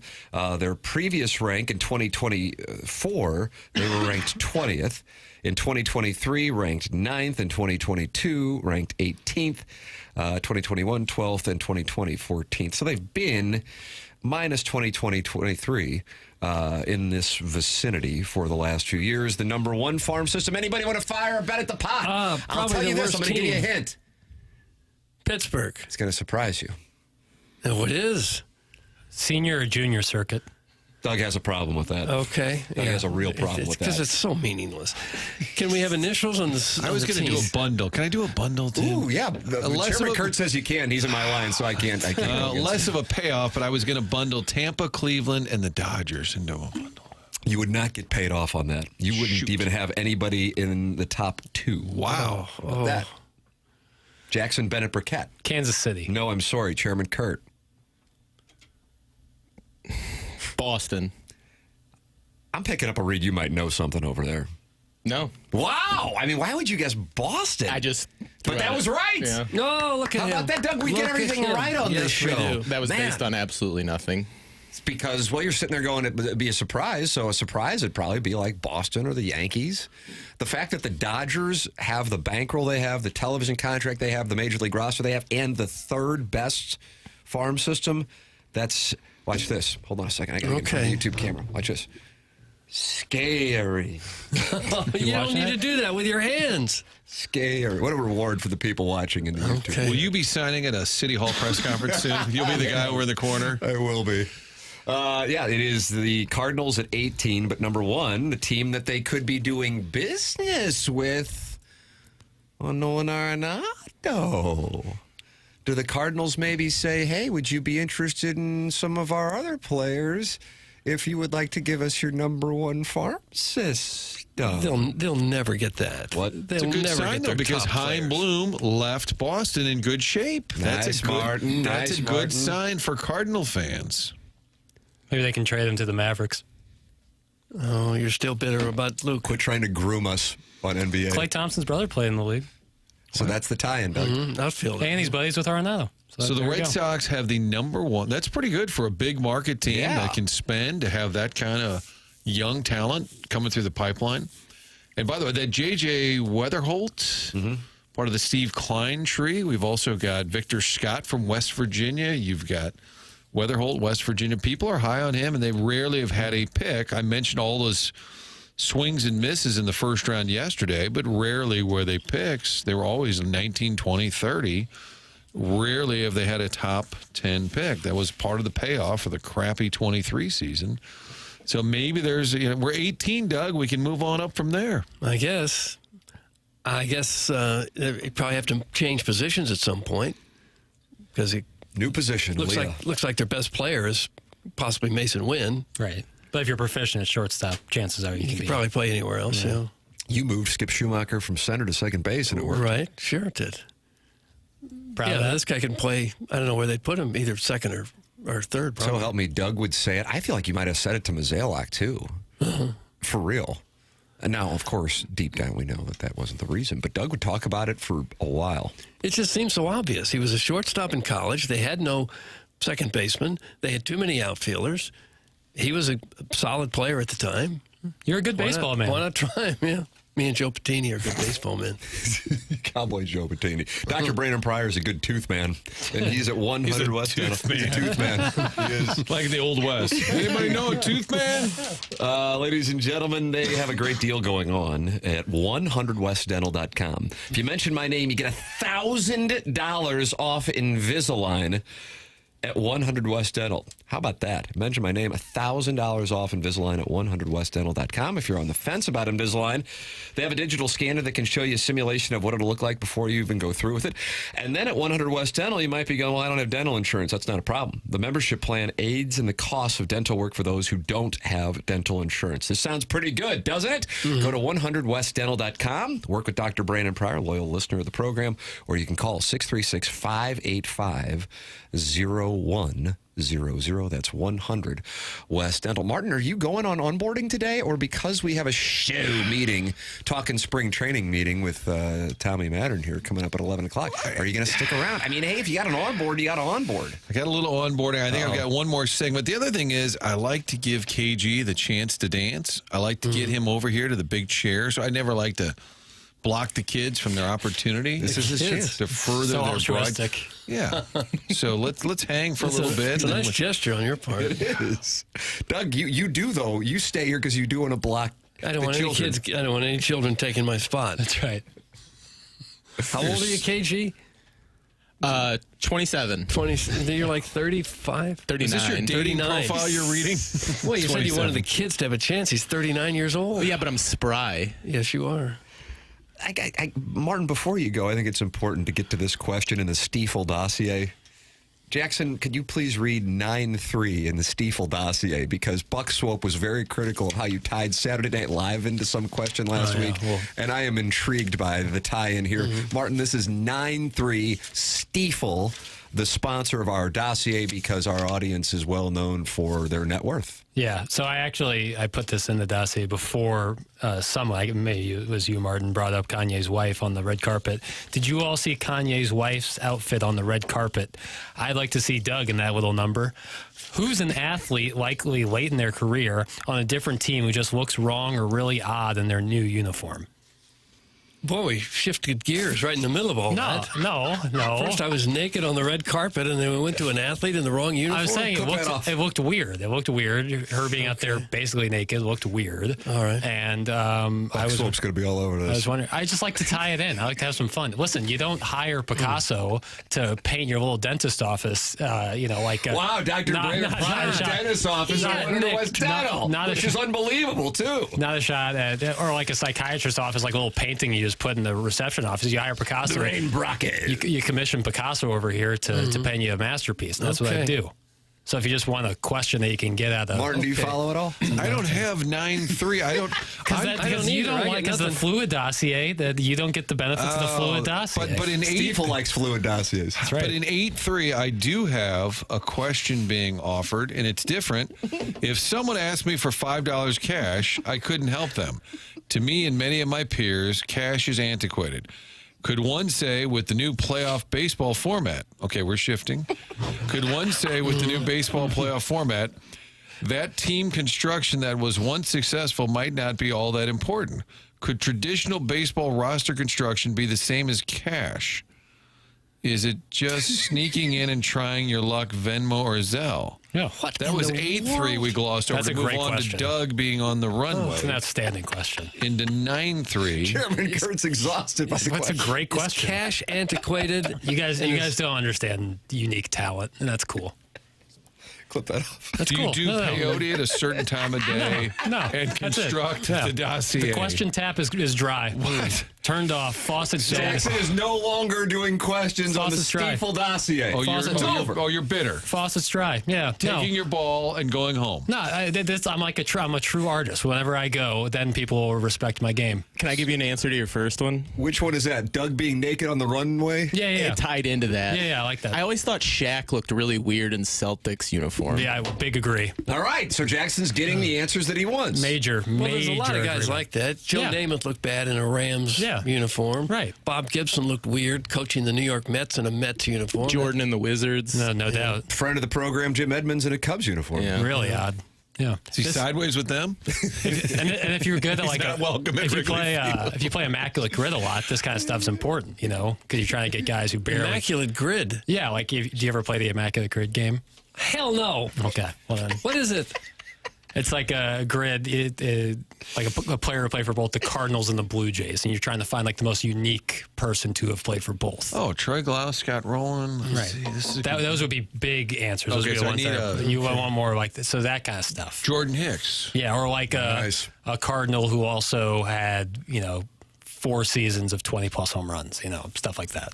That's what an Immaculate Grid is, and they do it every day. Okay. It's like Wordle. Let me, Jack, just stop reading questions and stop trying to be the smartest guy in a room. Not trying to be smart. It's just trying to be creative. It's fun. Gives me a little zest of life. If you don't like it, pack it up. And I don't think you just told Beer Cats to pack it up. Yeah. Oh, yeah. Well, he's not happy about anything. Cash isn't completely antiquated either. Like, how are you going to pay that kid who comes and shovels your driveway or cuts your grass? He wears a hat with a little Venmo QR. You're going to hand him a credit card? No, Venmo. What if he's 12 years old? Just tell him you'll get him back. 12 years old doesn't have Venmo. How are you going to pay for lemonade? You doing gift cards, probably. Yeah. Kid down the street's got a lemonade stand. How are you going to pay them? Now I'm on to 8-2. Oh, he was setting you up and he didn't want it. I know, I'm just mesmerized by the questions. When it comes to a sport changing styles, whether that be tempo, strategy, roster construction, do you think these changes are seismic and happen in a eureka fashion? Eureka. Or do you think it's more of a Cam Jansen now takes a hit. Huzzah might have been a better word there. Or do you think it's more of a Darwinist evolution of the game that happens without most people noticing? I'm sorry. It's a great question. Why did and you know what also Martin does by reading these is now he ices those questions so I can no longer use them for later dates. Makes my life harder. They're evergreen. All right. Well, I'm keeping them in there. So when it comes Darwinist to evolution, you're getting support from Marcia's burner. Hey Jackson, good for you for putting pucks on net. How about that? I'm not just putting pucks on net. I'm putting them in the upper 90s, baby, where Mama hides the peanut butter. The upper 90s, baby, where Mama hides the peanut butter. I thought you had the cookies. What is a eureka fashion? Like huzzah, for changing like a sports eureka, team. like Eureka. Like eureka, huzzah! I figured out the answer. Okay, stop it. I'm not talking about. Yeah, I'm not talking about Six Flags. Chapter 4. How big of a factor do you think ego truly plays in sports? Ice my questions. Do you think the impact of ego is more felt from a coaching front office side of sports or from the athlete side? This is what Stiefel wanted. They wanted creativity and good stuff in the dossier. So I'm just going to keep doing it. This is a binder, my man. The tap has been turned back on. Stick to films, Dawson's Creek. That's from Little Judy Suckins. I like the brutalist. I thought I skipped these boring-ass philosophy classes in college. These questions are mental terrorism. That's from the battery-operated boyfriend. Now, when you say Darwinist evolution, couldn't you just say evolution? Isn't that like one and the same? Yeah, but that's just, theater of the mind. Like a savagery to it, almost. Yeah, right? like Galapagos. What? The Galapagos Islands. We are late for a break, I have to say. I do. Well, we're getting up against it. Ladies and gentlemen, we got a break. We got a little pick behind the curtains there at the Stiefel dossier. Some wonderful questions, like thought-provoking questions in the dossier. This is TMA 101 ESPN.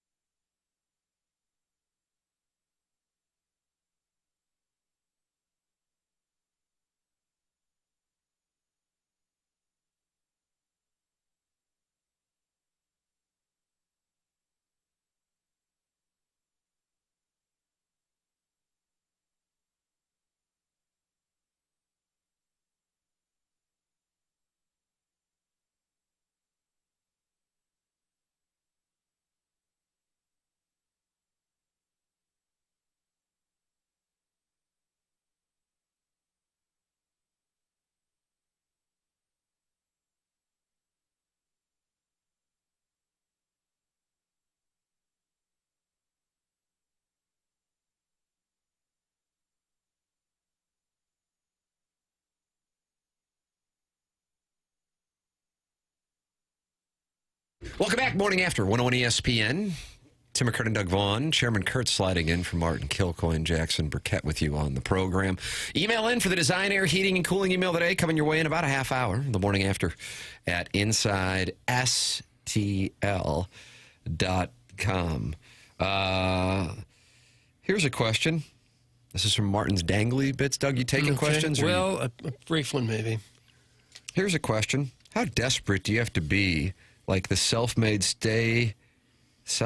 Ledoux beard in pretending to be a woman to gain a victory?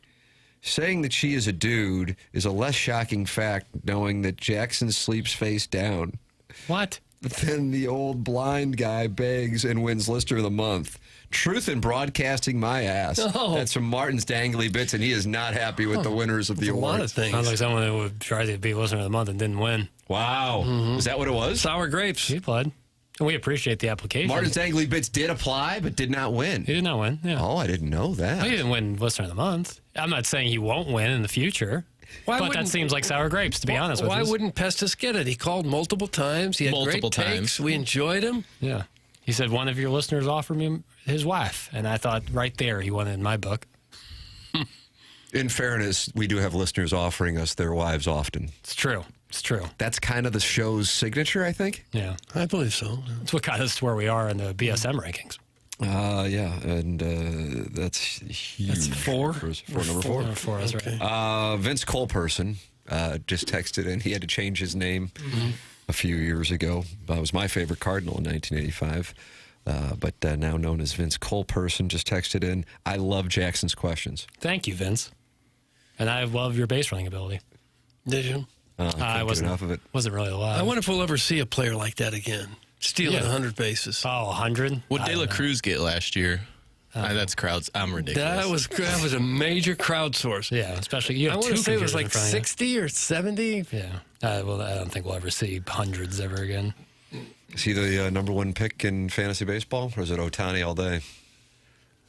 Whatever I think is right is obviously wrong. Yeah, so Jackson's team struggles. Miracle on Ice was the name of the team last year because Jackson said on Balloon Party, Doug, that he would rather go to the NBA All-Star Game in 2024 than if he was given the option to be at Lake Placid in 1980 for the United States versus the Soviet Union. And all hell broke loose on the 101 ESPN text inbox. The All-Star Game is just a meaningless three-point bomb show. I get to see all my favorite players in one place.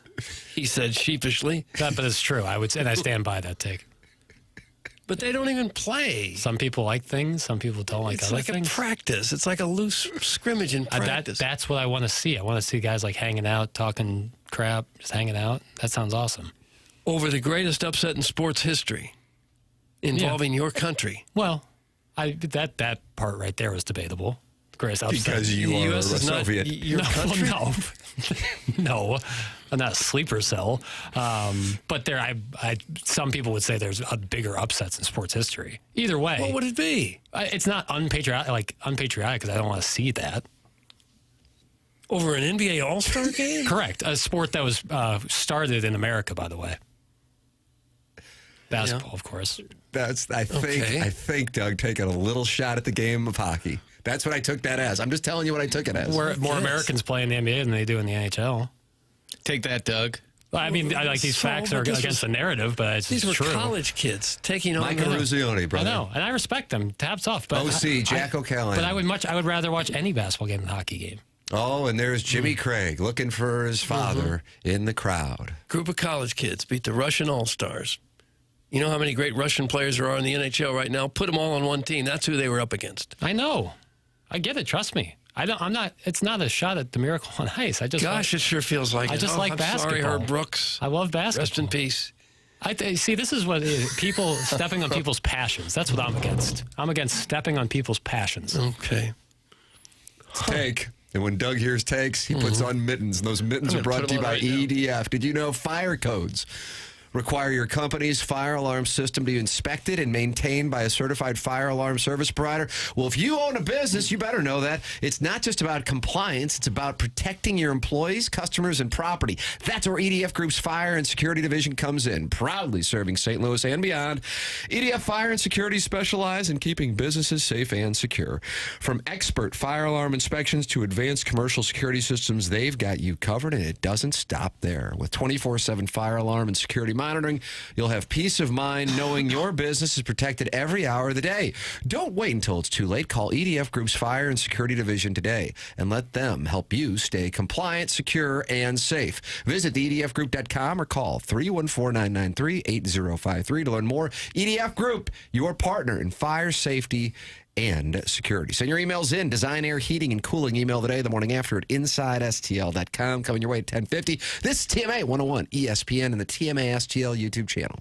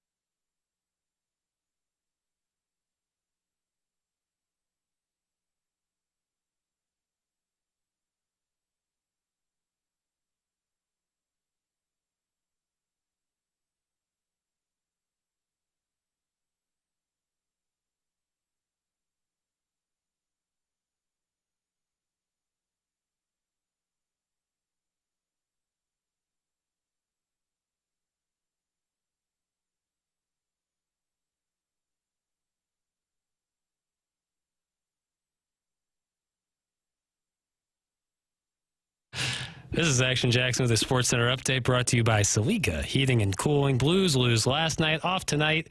Back in action tomorrow night as they take on the Panthers. Pregame at 6 p.m. Puck drop at 7 p.m. right here on 101 ESPN. That was another Sports Center update brought to you by Saliga Heating and Cooling, an independent American Standard heating and air conditioning dealer.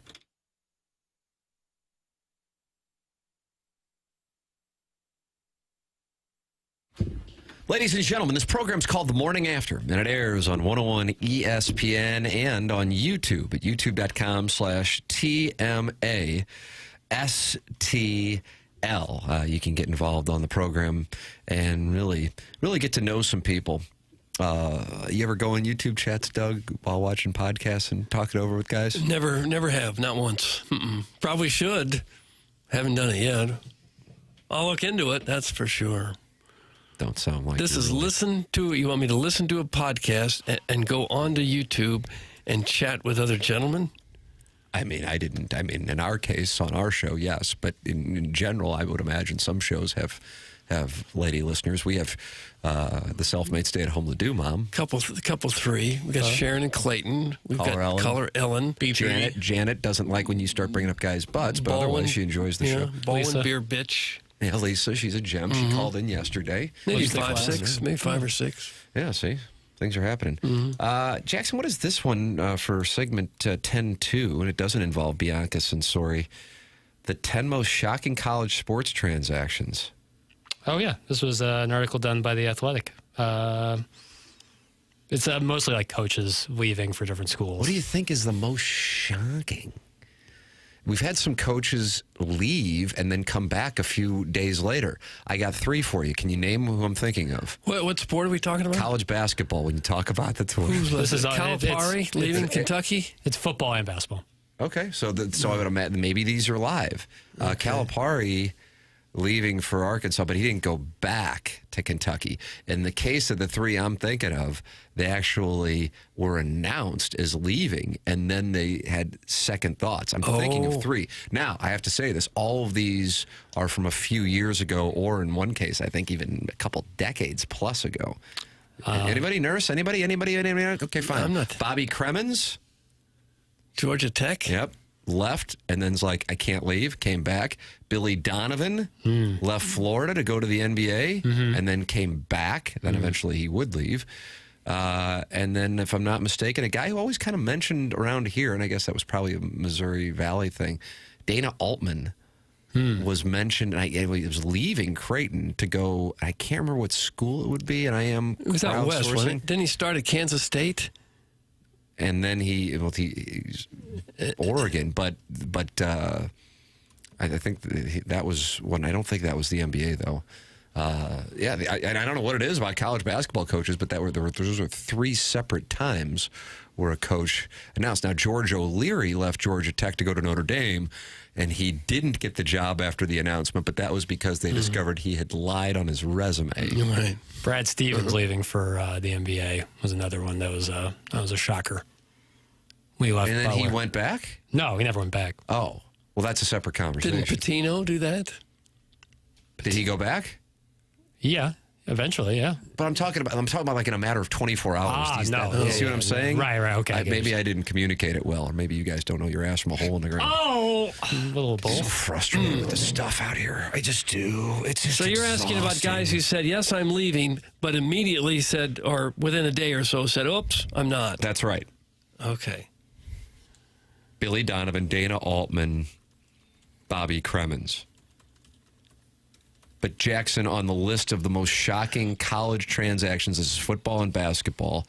What do you think it is, Doug? You've had a great day on these guessing games. The most shocking of all time. Number 1 is pretty recent. Belichick. All these lists are always done by somebody who's fresh out of journalism school. Doug did it again. Did it again. Belichick.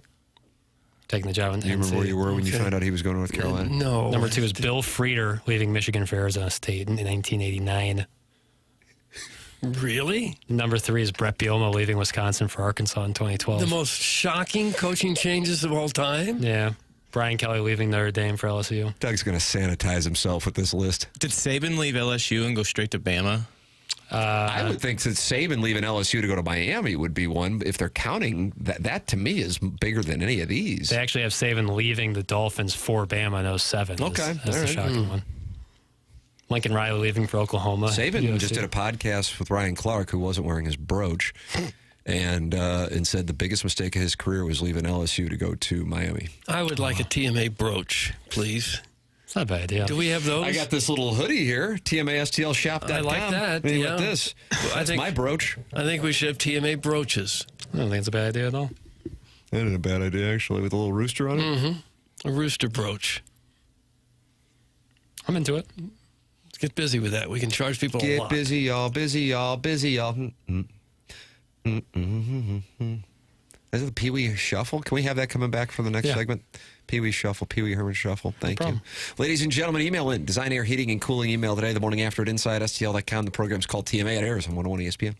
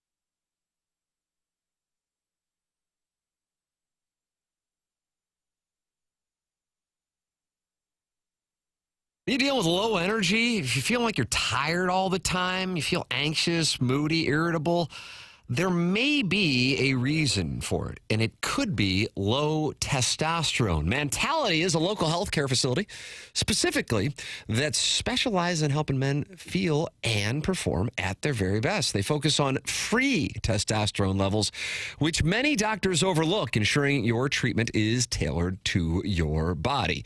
The treatments are designed to fit your life, even with a busy schedule, and most insurance is accepted at Mentality, making it an accessible option for you. I have been tested at Mentality. It was quick, fast, in a hurry, very friendly. I recommend getting tested at Mentality. This year, stop settling for a fraction of your potential. Mentality's New Year offer is your chance to take back control. Men today have 30% less testosterone. Take back your numbers. Visit mentalityhealth.com/radio to get access. That's mentalityhealth.com/radio.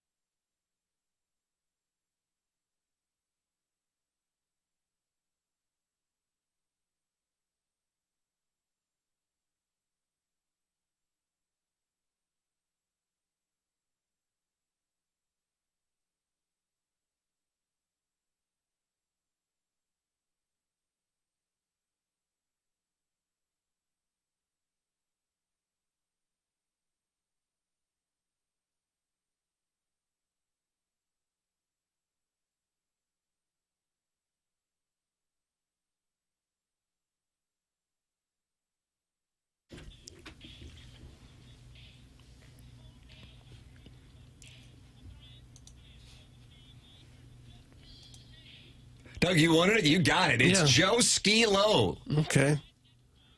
I like Pee Wee Herman. Rest in peace, Paul Rubens.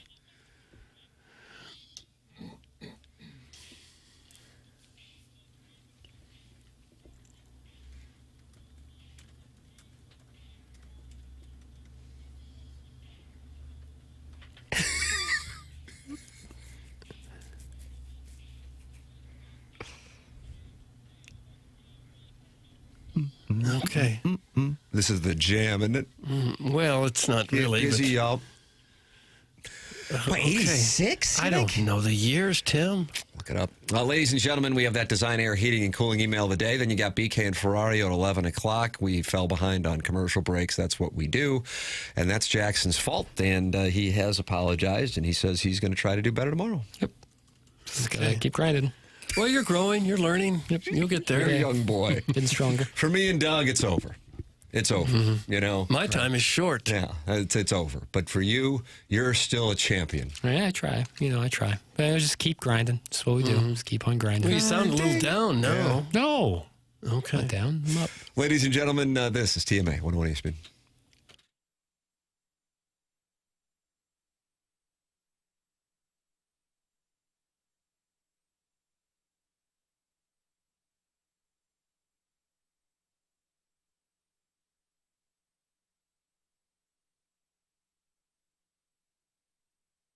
Let's start this new year by making sure your home's more comfortable, energy efficient, and draft free. If you've been feeling the chill in your home or seeing those energy bills climb higher than they really should be, it's probably your windows. Let Universal Windows Direct help you kick off this new year with a warmer, cozier home and incredible savings. Universal Windows Direct is offering an amazing deal right now.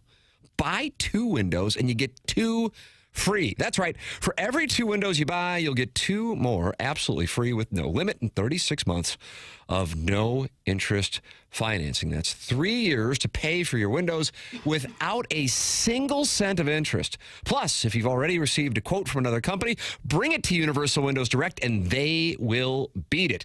Call Universal Windows Direct today at 314-334-2522 to schedule your free in-home estimate or visit universalwindowsdirect.com. And like me, you'll be saying, I love my windows.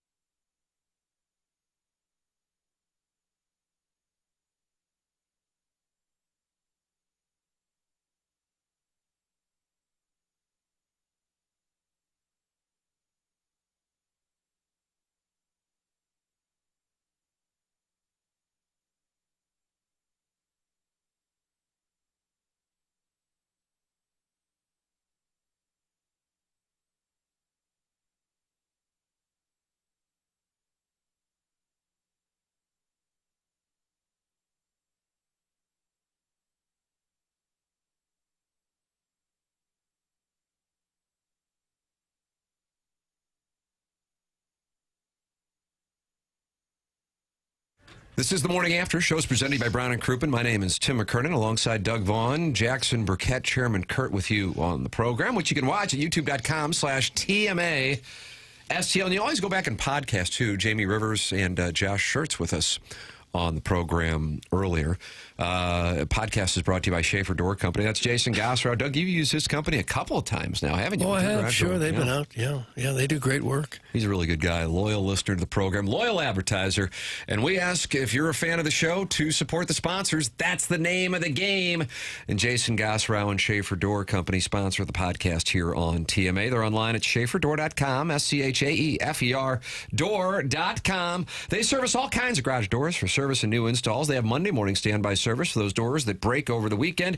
And they service commercial doors as well. So if you run a business or warehouse with big, tall doors, Schaefer's experienced in these types of jobs. Go to schaeferdoor.com or call or text 636-782-3608. Schaefer Door, a CHI overhead door dealer. Design Air, heating and cooling. Email today. Coming up next, this is TMA 101 ESPN.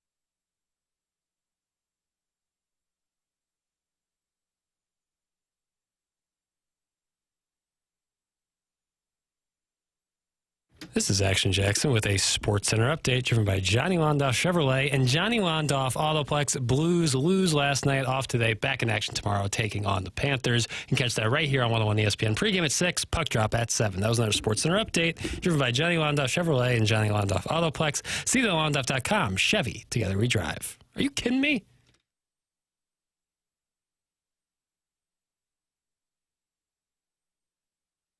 It's TMA 101 ESPN, and it's time for the Design Air Heating and Cooling email of the day. You know, Doug, we're early on in the round, but it's fun to see Buck Swope and JV golf coach at the top of the leaderboard. Good times, yeah. Buck Swope is in the filtered file. Chairman Kurt, I noticed you got JV golf coach on the outside looking into the filtered file. He sent it in too late. Wow. This chairman. All right. Quit poking my hole, shouted Doug as he limped out of the loo at the Wallies in Ladue. We didn't have time for the JV coach for this email? You hear that rhyme, though? You want a filter, Doug? Maybe I should. Like 2 emails a day. See if you can open it. It was just another Wednesday morning after our Orange Theory class, and we decided that boy jerky would be our choice protein for the day. Give me that dry salted meat. Everybody knows that salted meats and Arnold Palmer's are the way to enhance muscle growth after a vigorous morning of cardio and are matching his and hers tartan cummerbunds. All right, Toots, off to Channel 4, he shouted off. Oh, the despair. I don't have to go to Channel 4 anymore. These handsome blokes of big news keep getting the best of me and leaving me wanting more. How shall I recover? Any other men of radio care to make whoopee in my manner? Still bad, still testing with sadness. That's from the self-made stay-at-home Ladue Not mom. good. January 2025. Email the month winner, Ladue, Missouri, 63124. Self-made, stay-at-home Ladue mom. Not good today. This morning I heard Ladue boys say, quote, eureka moment and huzzah. Nobody knows what you're talking about, you uppity jackwagon. Use Midwestern terminology so our simple brains can understand more better. You like that, Doug? More better? I didn't care for it a lot. A, try to write some questions that are less than 14 sentences, and B, ditch the $10 words and start using these working man phrases instead. First of all, score the basketball. This phrase lets people know, quote, I may have been a bench warmer in high school, but now I average 6 points per game in my church league, and I have no idea what's in the Listener of the Month prize pack. Up next, golf shot. Nothing says my family completely lost respect for me years ago quite like a grown man who wedges this little nugget into a conversation. Let me use it in a sentence. Wow, Todd, what a golf shot. Yeah. Maybe your wife wouldn't have run off with her personal trainer if she'd seen you hit a few more drives like that. And finally, try this one on for size. These guys need to start playing a 200-foot game. This phrase is the only way to convey I'm filled with unchecked rage because my sister married a hipster craft beer guy, and I hate the fact that my nephew has a ponytail. Wow. Oddly specific. Yeah, projecting maybe. So the JV golf coach. Very nice. JV golf coach. Let's see what I got. Hey, boys, decided to throw my hat into the ring finally for the email of the day. We got a new listener in the email of the day. Welcome, friends. Good. Design Air makes it possible. Whilst vacationing south of the border and avoiding the political hellscape known as the United States of asshats. Missed some portions today because I was too busy imagining what a human centipede featuring Jackson as the conductor, Chairman Kurt as the passenger car, and Doug as the caboose would look like. I've determined it would look like a colossal log that I left for housekeeping to gawk at and question their own existence like I did while the steamy demon was leaving my body. Okay. Mom's Deli's closing, thank God. Get it out of here. Throw that poor excuse of a sandwich maker in the river to Pear and let it wash away. Let the blind sheeples who guzzle that grotesque Thousand Island jalopy sauce float away with it. Since it's my last full day in Mexico, I've decided to make you all feel the heartache of disappointment that I'm experiencing today by giving you the email of the day with this tone. Your friendly neighborhood stag drinker. Your friendly neighborhood stag drinker. And finally, Sadie Hawkins, Doug, the Billikens went up to UMass and took down Lou Rowe and Marcus Camby with a wild 7-0 run in the final 37 seconds. The St. Louis Board of Aldermen still can't agree how to spend Rams money, as Aldermanic President Megan Green has never seen a poker hand she couldn't overplay. Mizzou hoops head into Knoxville tonight to face the 4th-ranked Vols, but Libby Jack has a loser's mentality and won't be upset if they lose, perhaps because he'll be dreaming of another boys' trip to the taint of Tennessee, halfway between Nashville and Knoxville to play the worst golf course he's ever seen. But I think the lead is that a gentleman texting into a radio show is upset with Libby Jack because he's being wrongly identified as a double entendre, alluding to butt play with a strap on instead of being properly identified as a horny Wookiee who last year attempted to catfish a geriatric pervert. Congratulations to Pestis from Festus on being named the Listener of the Month, while 2-time Texture of the Year Arbor Day's observation that the award has become the Nobel Prize for guys whose wives want to talk to someone else is fair. I think Pestis is a worthy choice, especially compared to some of the previous winners like TMA Kiss Ass #1 or the Ice House Beer Pounding Hoosier behind the balloon party fan page.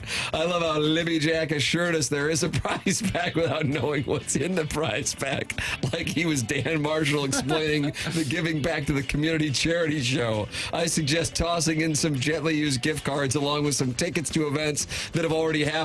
The old blind man won't know the difference. P.S. I'll address Libby Jack wanting to see Doug naked in tomorrow's email. That's from Buck Soap. But that's what we have. The Design Air Eating Cooling email. What you got? I think JV Golf Coach nailed it today. I'm going to vote for him. Chairman. Self-made stay-at-home Ladue mom. Jackson. JV Golf Coach. JV Golf Coach is one. Design Air Heating and Cooling email today. We got to go. Bye.